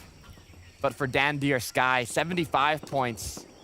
They don't need to get the Victory Royale. They can do it through points, through consistency. But for Polly and Vixis, 125 below, going against Jinx and Vico and Tilted Tower, disengagement extending a long period of time. 20 seconds until the zone closes. For Vico and Jackson, this is not what you want. Vico and Jackson, they've been so well composed today. And here at Tilted Towers, they are somewhat at home, but with the storm ticking away, it adds that extra bit of pressure. The time is running out. They have a med kit, but Polly is doing a brilliant job of just denying them that opportunity, applying that pressure. And Jackson using the builds, the armored walls he has to allow Vico to use a med kit. And I don't think Polly will be able to stop it this time. Down below on Surge is active as well. It's only a matter of time until he goes down. This is not good whatsoever. Yeah, it is over. Vico and Jackson will live to tell the story, and they will live to go to the zone. That's 1 elimination. Vixis still up, but Storm Surge takes him down quickly after. And now with the storm being far, the rotate will come through. The zone has pulled more in the center of the map here, a little southeast of Tilted, as we can see where Walks and Rabab are set up or positioned. They will have to do a rotate, but not a far one, as now the duos that are already in the zone are looking back, looking at the corners, the edges, seeing which duos have yet to rotate in. Will Vico and his duo partner make it? Will Hyzix here be able to continue being 63 above? Hyzix and Calvino have quite the ways to go to get to zone. And there are some players in the way, but up here on higher layers, they can just sort of run above and maybe even run through teams, as Calvino connects with a decent shot there. And even though it doesn't break out into an all-out fight, that damage goes a long way. They're 184 above. And now well on their way to get into the safe zone. For Eclipse and Norksea, they're already in the zone. They have shields, choosing not to use it yet. Maybe they could find a siphon, but being 19 below now, the shield will continue going down. For Hyzix here, they were looking aggressive, and now it might have just paid off as he connects the shot he needs to connect. Now 2 eliminations on the board, recuperating what they've lost previously. And with the freedom of not having to worry about damage in this zone, they can focus strictly on the rotate. Yeah, they gotta make sure they don't run into Nipsey and Coop, who are rating around that ridge.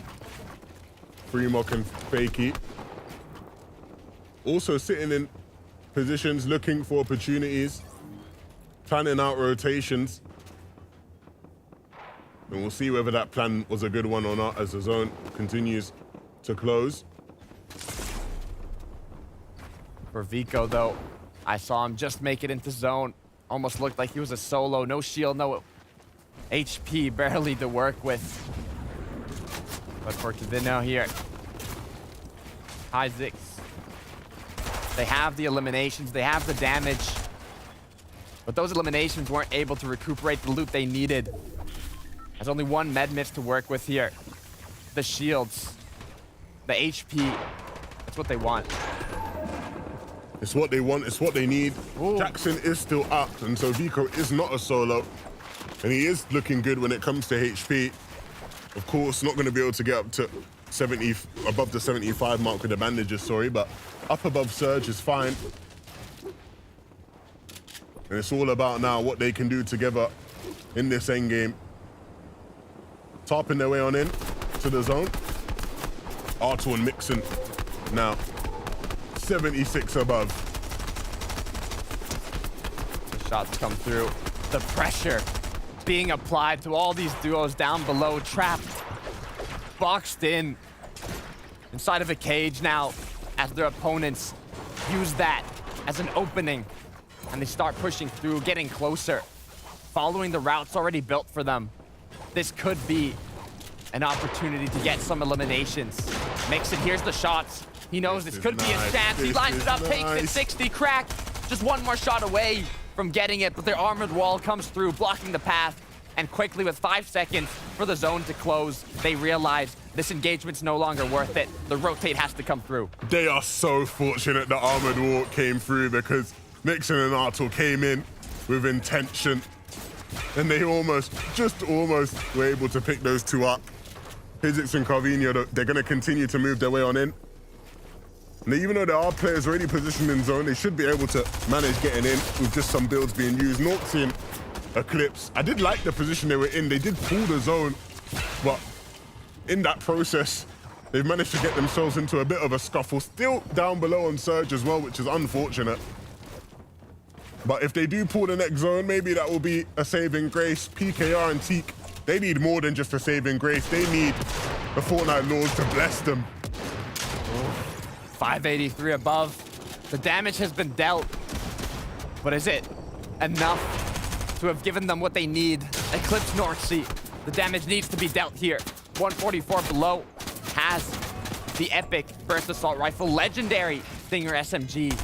But damage is what he looks for. Gets the crack, gets a few tags. 45 below. Still needs more. Gonna choose to pop the big pot here.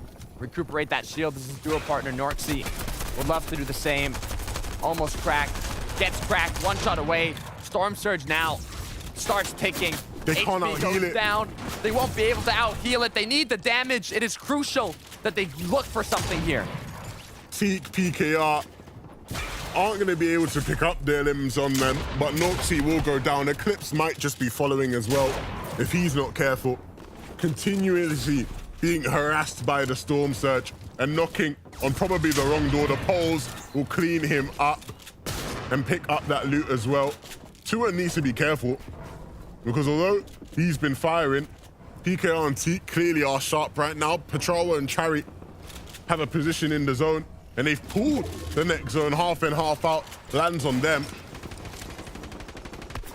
Chari now has had the fortunate zone pull, like Levin mentioned, but that's only one step of the way. You still have a lot of blocks you have to pass to get to that end game, get those points needed. Vico, Jackson, another duo fortunate enough to pull the zone, and they needed it. Coming all the way from Tilted, running through Storm, 5 bandages, 6 minis. They have a bit of materials, but being 14 above only, they need the damage. On the good side though, there's a lot of duos close by, a lot of options to do tags, but now being below, the Storm Surge ticking, the stress levels rising. They have to look for something here. They just needed to connect one shot, but no assault rifle for Vico, no SMG for Jackson. They don't see the opportunities here, and they need something. Jackson and Vico ready and waiting for that first zone, the first move into pull, and it will go towards the south rocky rails. But in the meantime, it's all about finding some damage and finding it fast.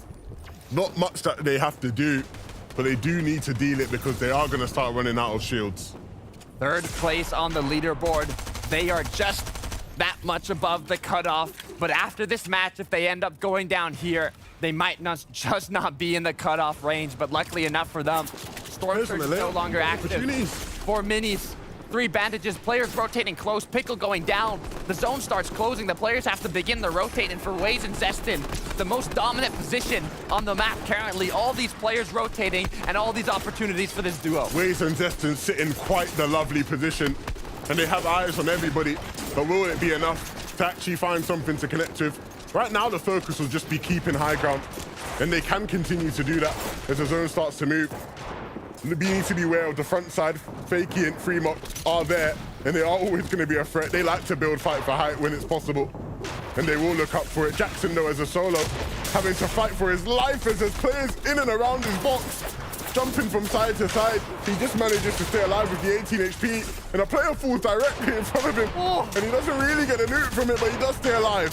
1 tick away from getting eliminated to Storm here. He pops the mini, he has the bandages, but is it going to be worth it to take them as the rotate has to come through? The Storm's taking him down. He goes down to the Storm. Was it the play to heal it off? Is Stompy, June on the high ground? Will they be able to take it? Stompy and June sit in the prime position. This is where they belong. Stompy throwing it back to the good old days, up on height above the rest of the lobby. But can he regain that old form and hit some key shots? Mixon and Arta will hit some key shots. Zestin eventually being the one they take out.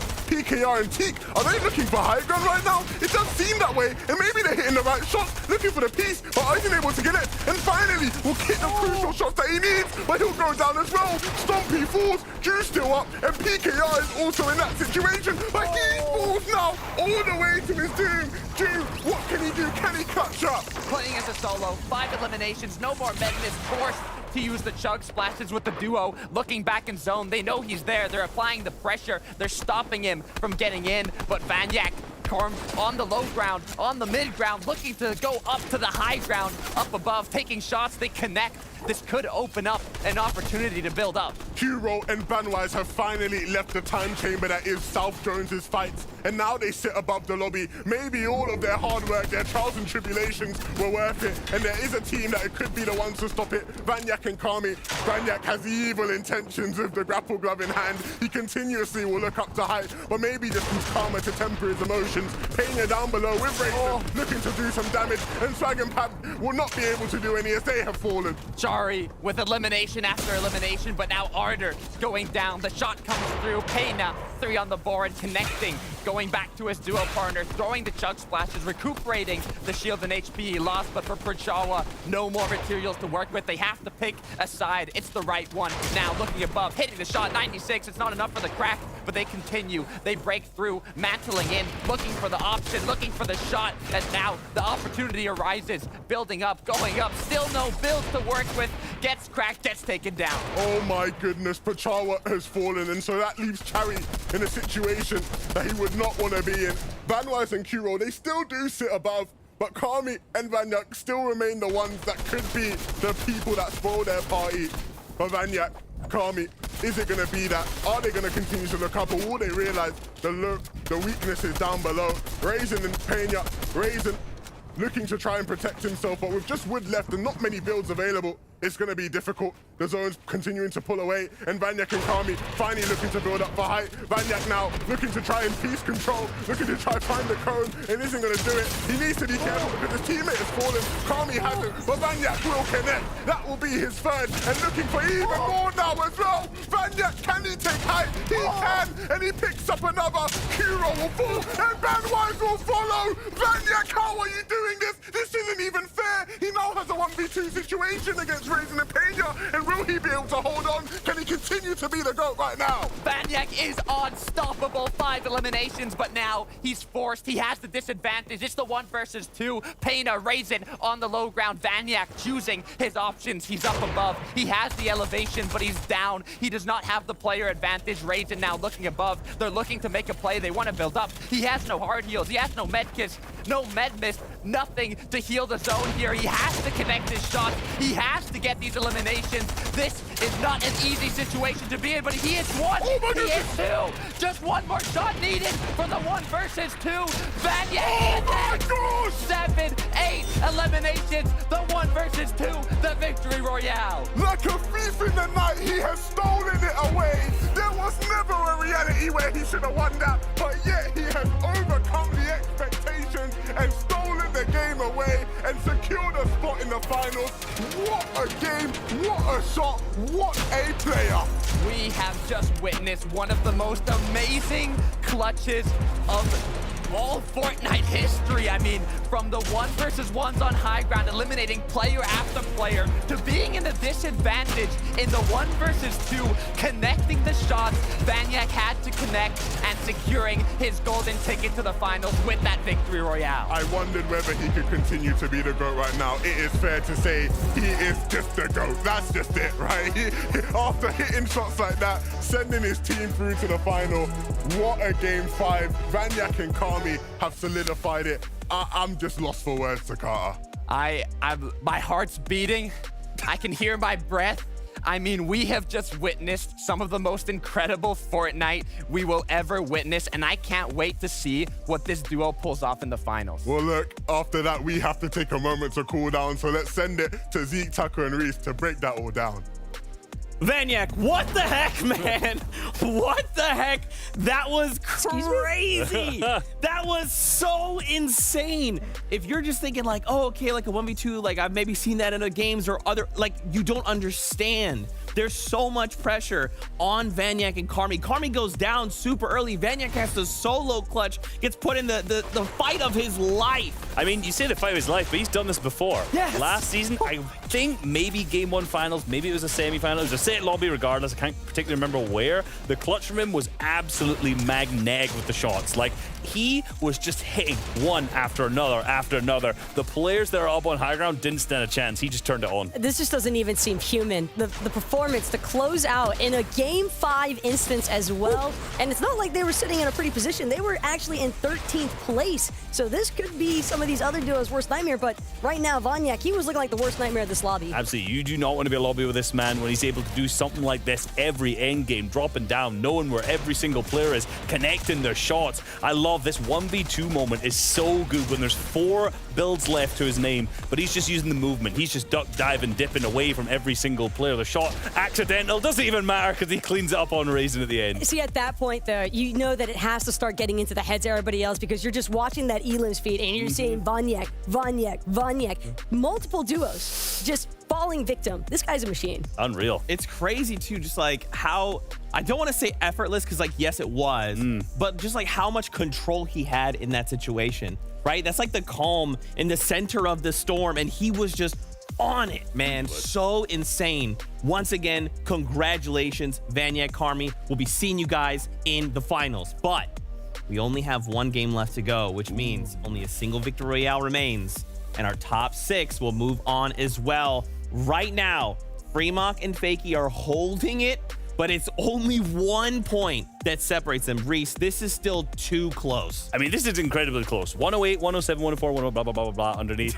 So tight. Of course, Vico Jackson going down relatively early into move-in zones there still. It's looking super close for pretty much, I mean, no one's safe. Let's be real. When I'm actually looking, not a single player safe. Anyone goes down, in particular our first place team, Pab, and of course Swag as well, the Flames boys. They've done so well in nearly every single game just to manage to keep their way up there on top, right? But they have to close. That's the key here, because sitting at only 130 points in that first place position, you guys saw number 10 is at 97. It's fairly feasible for another one of these duos to easily overtake, or I wouldn't say necessarily push these guys out, but they need to make sure that they close with a, I think, top 10 if they want to solidify their positioning in the top 6 for a closeout. Unless they win it all, you know, with the Victory Royale, it's always unpredictable, I think, with these duos, but Swag and Pomnata, they have certainly looked like a force to be reckoned with towards these ending rounds. Look, let's see if they've got game. Let's see if they can close it. The final game, there's not much left, of course. One that serves it all to everyone else. And of course, if someone gets a Victory Royale, that's the obvious qualification there.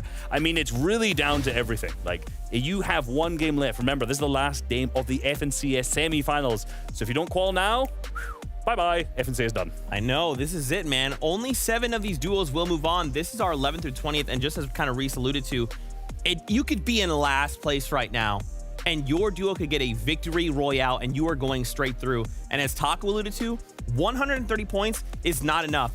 Normally we see teams well ahead, right? 40, 50 points in the lead. It is way too close.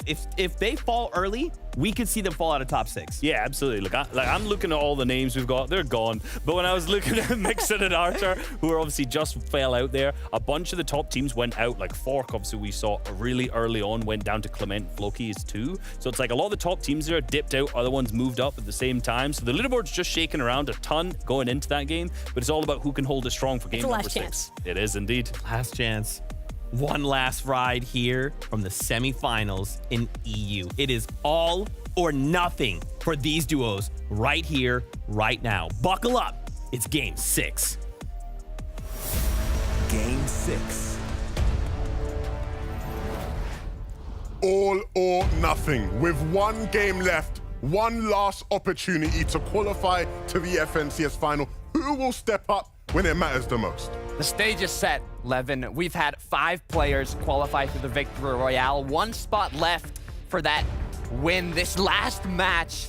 And with the leaderboard that has not been this close in any day of semifinals, going into the last match, it's more stressful than ever. I've seen a lot of people already on social media tweeting, oh look, I got to win last game. It's all up to this. There's a lot of people who clearly realize what it takes, because top 6 is not going to be easy to crack your way into, but there is always that chance. It is down to this. The battle bus is ready. The players are locked and loaded. Let's hop right in. Everybody knows what is on the line. The last chance, the last opportunity. 3 qualifiers, 3 days of semifinals, and we're on the last day of semis. The last match, game number 6, Battle Bus. We see the route. I mean, Levin, I'm just so hyped up right now. From the clutch we saw last game, for what we're about to see in the last match of the day, I just can't wait to see it all unfold.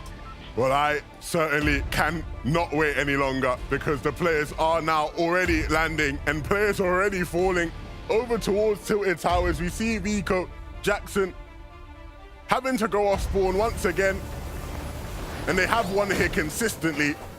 And so will they be able to do it in this final match? That's what it will take, because where they currently stand now is not going to be enough. They can't afford to go down.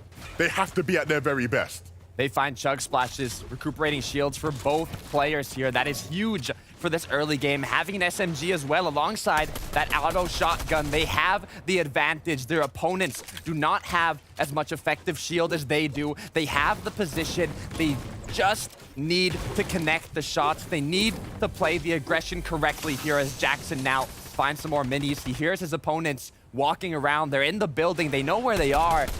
But the stress being at an all-time high, this could be where mistakes come through. We're already seeing where things are changing, right? Maybe a couple games ago, Jackson and Vico would have just jumped right in, right? Feeling confident, believing in their aim. Now, tempering themselves a tiny bit as they don't want to throw things away. Osborne at Rave Cave, the Slurp Truck side, Pickle, Meld, not able to do it in the final game, falling away and allowing room for Splash and Olda to have a chance at qualifying. And I'm sure the Danes didn't want to give it to them that easy, but when you're up against such talented players, you sometimes don't even have a say. For the center of the map, Swag, Bob, walks for Bob. Both these duos being in first and second place beside each other. I would be very surprised if we see an early game engagement between the two, but for a duo, that I wouldn't be surprised to see that battle. It's in the Sanctuary, Floki Clement against Tuan here. Both duos being more on the center to lower half of that leaderboard and wanting the Victory Royale. The pre-edits come through, the aggression looking to start shortly. But this battle means more than anything. This is everything on the line for this team. Kai and Tuan are one of the teams that have come so close in previous sessions. They had a game where they literally placed second place and were only a couple of shots away from qualifying from the final. To go down here would be tragic. And on the other side of the coin, Clement and Floki, a team with so much history surrounding their names, a team that is so accustomed to being in the FNCS final. Clement has literally only ever missed the FNCS finals once in his career. And so to miss out now would be heartbreaking. But eventually, one of these teams is gonna have to fall. Who will it be though, Takata? That is the main question. And will it happen now or will it happen later? As we see sort of a disengagement coming through. Both players are on even playing grounds now. And without a big advantage, they both find it a bit too risky to go all in and go for the two eliminations off the start. As now we switch over Hizix to Vino here. On the edge of the map, this is a difficult position to play with the new Storm Surge being that much more aggressive and you needing that much more damage. Now these players, they really have to have their route planned, their rotates ready, and have to know where they're going to be getting their damage, because if they haven't prepared for that, it's going to be incredibly difficult. Cherry and Petrawa farming away. They know that their position in the top 6 is not secured. It's not safe. Nipsey and Coop haven't really been too safe here at Greasy Groves, but trying everything they can to spoil the party for Raisin and Pena, but maybe it's their party that will be spoiled, their party that comes to an end. Raisin, though, down to bare bones, no HP left, and Pena looks like he could go down, but actually hits the shot onto Nipsey. And so all of a sudden, things are now in their favor. Can he get the revive off though? Coop is ready and waiting. And in the background, it's Lawless and Esti, who maybe will look to third party this fight. This is not looking good for either duo that was in this initial engagement, as Koopy now continues to lay down shots. But the duo is hungry. They know what's going on here. They're waiting for the correct moment to strike. You see Esti there on the side of the building, aiming through, looking to see what he can find. But for Rabab here, second place spot, they want to hold this position on the leaderboard in this match. All they need is that top 6. But for the duo like Waze and Zestin, they need much more than the top 6. They need to win the match, and they cannot go down now. Back over towards Greasy, though. Coop is a solo. Pena and Raisin are now back up as a duo, and Esti and Lawless are here to join in on the fun, join in on the action. It's been not the best of days, to say the least, for this team. But if they could do an absolute masterclass here now in this game at Greasy Grove, this could be what they allows them to mount a comeback, mount a push for a victory royale, which would be enough to put them in the FNCS final. But they have to connect with the shots, and Esti will hit a big one onto Raisin and Pena, but his teammate Lawless is now low. And so all of a sudden, with them being the third party team, they look like they might get third partied by Freemock and Fakey. The third party coming through, call it a fourth party, as now Freemock and Fakey take shots from afar, 29 white. just a couple shots away from getting a knock. And if they see an opportunity here, they don't know exactly what's going on, but if they see that option to play a bit more aggressive, we know how Freemock and Fakey like to play. They like being aggressive, and if they get that opportunity to do it, they will go for it. As SD and Lowlish now have recuperated the shield they lost, they're deciding now, oof, this might be a little too risky for us, but we do need to get that victory royale. Being in the 39th place spot, it's all or nothing for this duo. Yeah, you can see Pena and Raisin running ahead. I'm not sure if they were able to pick up Coop. Maybe they were, as he isn't anywhere to be found.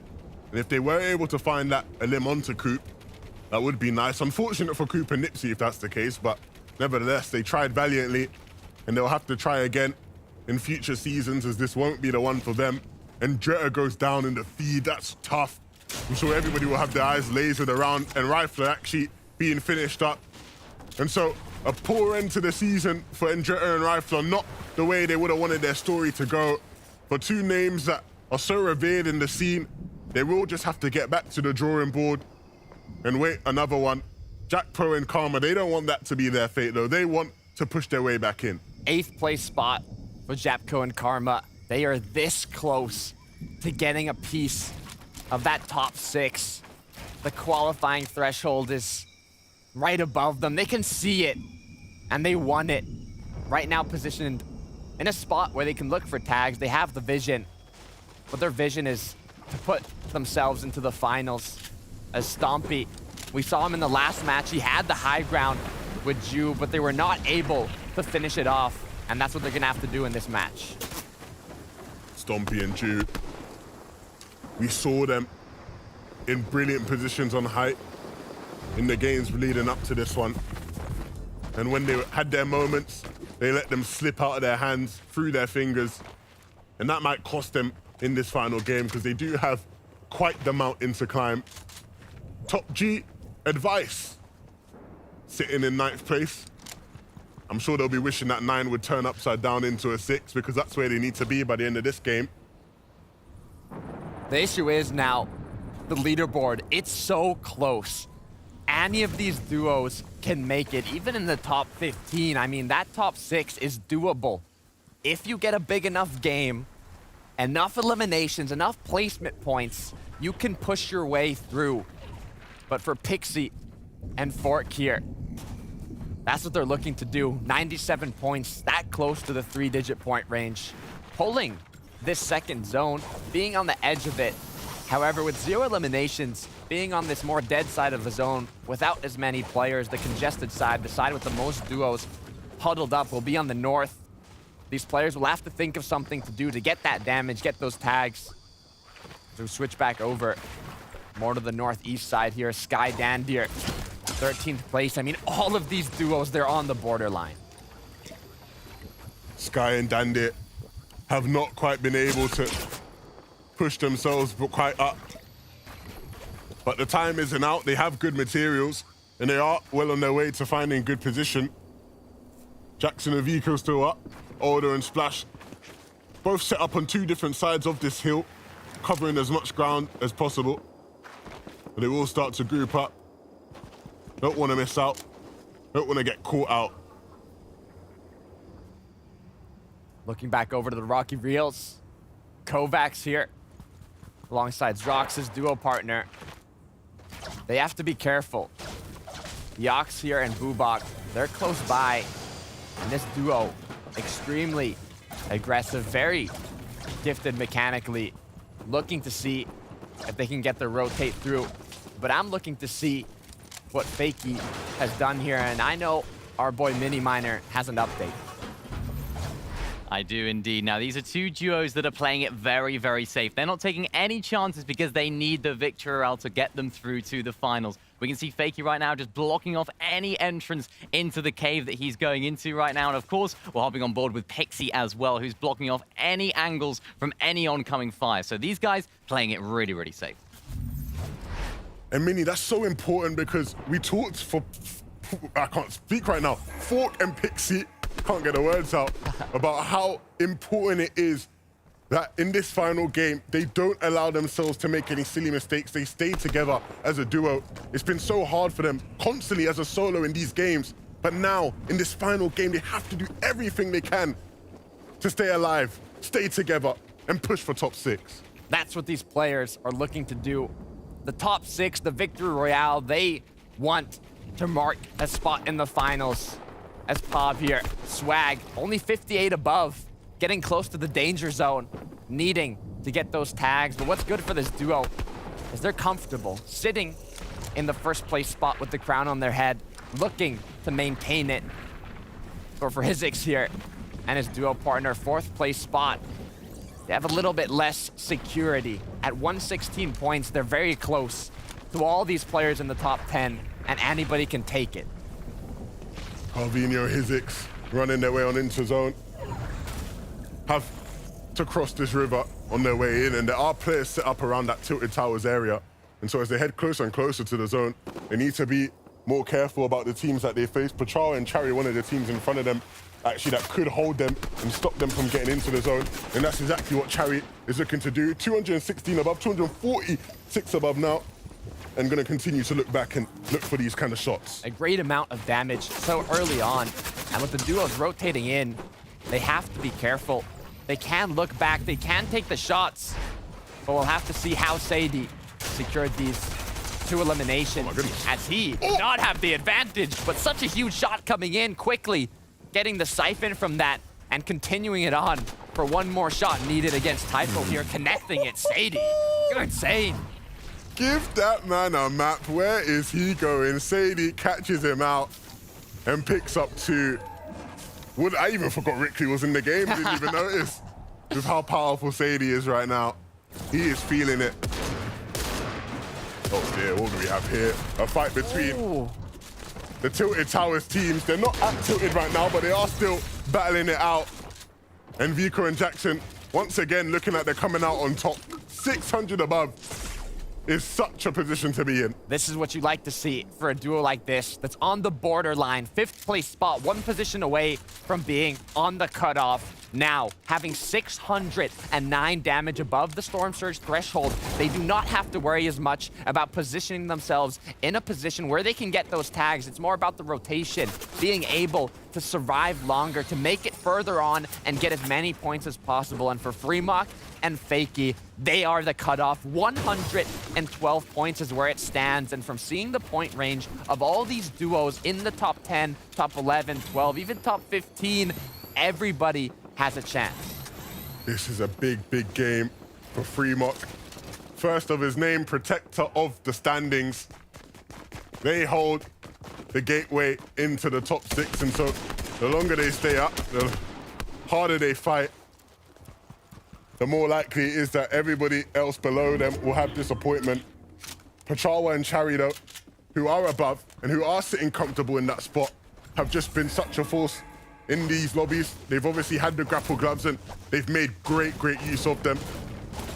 Found good positions, constantly being in decent positions for Surge and making the most of their end games, playing as a duo and fragging out. That's the kind of thing you want from a team who's going to the final. Clement Floki now, 187 above. They are very close to the zone here. However, it's the north side. They have duos close by, but this could be a good thing. They want damage, even if they are 150 above. It's all about maintaining that distance from the Storm Surge threshold. Staying above is what you have to do. The big problem I have is that, although they're not completely scuffed, they're not looking strong. This is their final game, their final chance. We know how much it means for this duo to qualify through. And so if they're gonna come out and win this game, I expect them to be looking a lot more fruitful at this stage. For Bubak and Diox, the position they have is nice here at Rocky Reels, rather central in the zone as well, and so we'll see if they pull the next. But they're good on materials, they have a nice position, up on Surge, Mixon, Artur, also doing what they've been doing all day long, and actually Pachawa goes down. Mixon took down Pachawa, and so Chari is gonna be playing this all alone. That is not good at all. The final couple of hurdles for that team, and it looks like they're starting to stumble. Not good, but possible. Put that much more weight on Cherry's shoulders, but hopefully he's been working out, he's been in the gym, and he's strong enough to pull the weight. For Jackson, 50 builds to work with, 500 materials, refarming as they go, playing it safely, continue to cover as many angles as possible. But the more angles you cover, the more resources you use. And now with the focus starting to go on them, they have to pause. And let's take a look at how Mixon was able to pick Pachawa up, because that's no easy task. They were running in, the zone was against their backs, and they just connected very, very nicely. Mixon does not miss in these situations, and he made Pachawa pay. Currently in 7th place, this is a team that wants to push into the top 6, and is certainly good enough to do so. They've been so close in all the previous days of heats. And so can they wrap up the semi-finals with one final push that sends them to the FNCS final? That is the ultimate goal. And as they move their way on into the safe zone, it's definitely looking likely. Chari, the solo, with the weight of the world on his shoulders. 129 points right now, but he's gonna have to send that up a bit more just to be safe. Remember that, 129. He can still get more. He can still clutch it out. But what Cherry ends on, currently being in the safe zone with 129 points, could quickly be the cutoff, or even worse, not in the cutoff, as now all the stress, it's on him. The problem is he's down below on Surge and he does not have materials to work with. Had to use so many charges of the grapple glove just to secure his safety into the zone. But how does he deal damage? How does he get above Surge? And how does he find materials? It's gonna take something magical, something out of the back pocket. Physics, Carvinho, they aren't even looking too strong either, just above Surge. But down when it comes to materials, gonna start having to burn through their metal as well. And they have so many eyes on them, they might start getting lobbied in this last game. These are the consequences of rotating in late. They are the last duo to rotate, and you can see what happens. So many shots coming in. Our 4th place duo just went down. That is literally the worst case scenario for any team at this stage to attract the attention of the lobby. Chari's gone down in the feed as well. And so a bunch of teams who are in the top 6 have fallen and have made this just that bit more interesting. This is gonna be a wild couple of minutes. So please make sure you're locked in. Chari was trying to find damage. We knew he had to deal with some. And as he was doing a bunch of damage, taking a bunch of shots, he eventually was going to fall. He gets caught out after picking up Zaka. What a shame. But this is now going to be a tough couple of minutes for the teams who do have to secure a spot in the top 6. Fremok and Fakey, they're currently sitting 5th. Remember, Cherry was close to 130 points. And Fremok Fakey being at 116 in 5th place. The leaderboard is going to quickly rise for Wox and Rabob, though. They want to maintain that position. 134, just a little above Cherry. 45 above. They want to get that number rising as it keeps ticking down. The clock moving little by little as Rabob is looking for an opening, looking for an angle. Duo's rotating in now, half in, half out, pulled north. All these south players are starting and looking to end their rotates. Yeah, these guys do have the zone, but they need to deal some damage, and you can see that's exactly why Rabob will start taking shots at walls.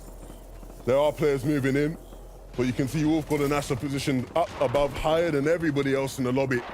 If they were to steal away a win now, that would be a big shock to the world, but definitely the kind of thing that would put a smile on their faces.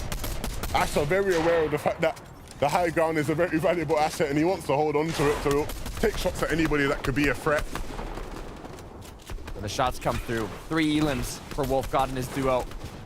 Yepko, though, Karma, they want to make something happen. They are just a few positions off being in that qualifying range.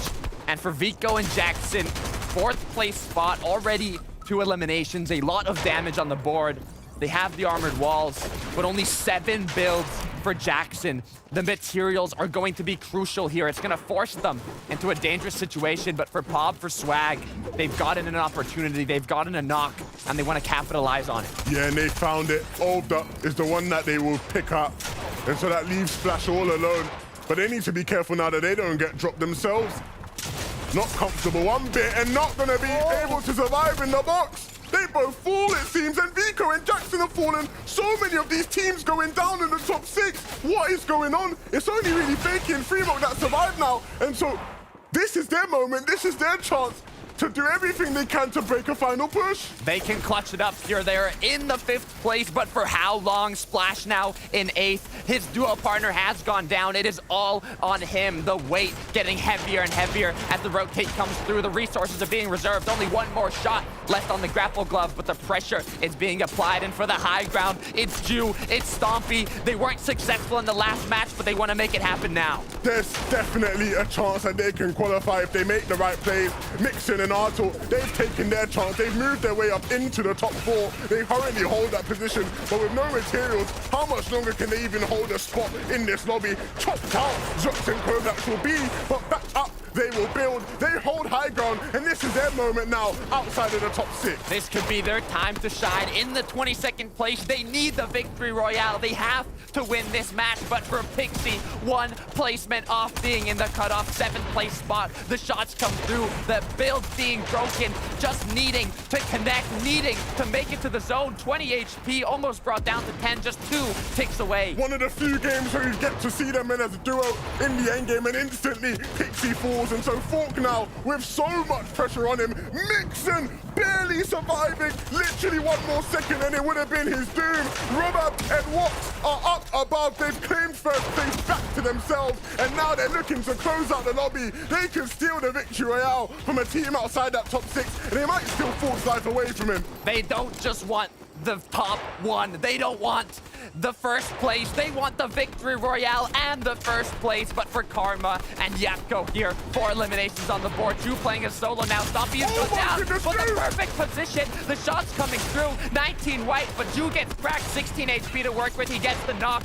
but just 2 ticks away from going down to Storm. He just needs to stay alive and wait for the siphon to come in. Only a matter of seconds, but he has to hit this crucial shot. No, he falls just outside the top 6, and Karma will also fall as well. And so Yapko, who hits in 4th place, can stay up and pick up some eliminations on the way. He gets some as well. Yapko is insane. How has he managed to do this? Just with left and the players on his lobby, he needs to stay low. Bumped up to the 3rd place spot. He's in the qualifying range, but for Rabab, for Walks, they are dominating on the high ground. They want to maintain this. They want the crown. They want the victory royale. The pressure being applied. Yapko still up, still playing as a solo. 10 charges on the grapple gloves, materials, shields, everything on the line. But for Curb, Wings now, they have to play it out as a duo, and they need the victory royale. Curb needs a victory royale. Bandwise needs a victory royale. The victory royale, so essential for so many of these teams, but there are power players up above them. Curb and Wings will stop Tuan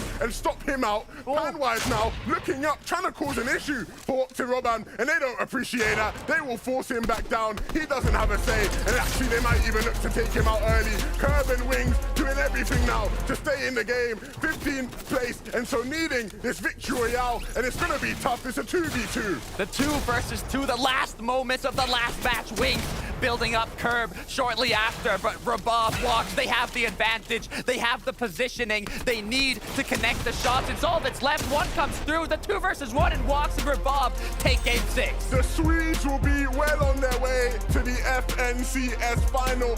1st place on the leaderboard, victory out in game 6. Not leaving any bit of a doubt for anybody watching. What a way to play the tournament. Being at the top of the leaderboard in the 1st place spot and saying, no, that's not enough for us. We want to show what we're made of. We can get the victory royale as well, and they do it.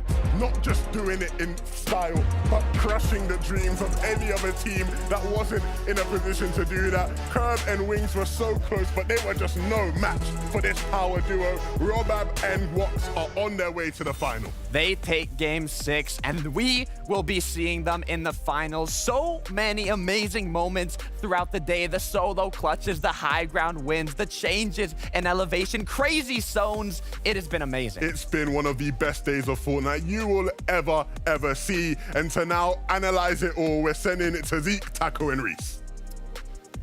Tokata, 11-2K, thank you guys so much. Just a fantastic set of 6 games. My goodness. For the Kebab Boys, it wasn't enough to be first for a while. It wasn't enough to just shut other players out. They were just like, hey, you know what? We're going to do all of that.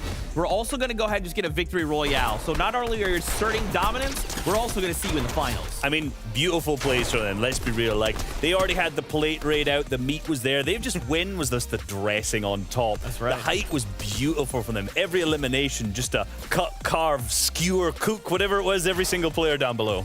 I have to also appreciate it. The rest of the lobby genuinely should be thanking them for actually winning at the end here, because they might have done a few of these duos a little bit of a favor here as far as that top 6 in the leaderboards is concerned. Of course, because if you win a game, you're removed from the leaderboard. So that's going to open up another slot for someone in the top 6 there. Hopefully, obviously, well, we're going to see exactly what the leaderboard looks like. Hopefully, some of the teams that we've been looking at all day.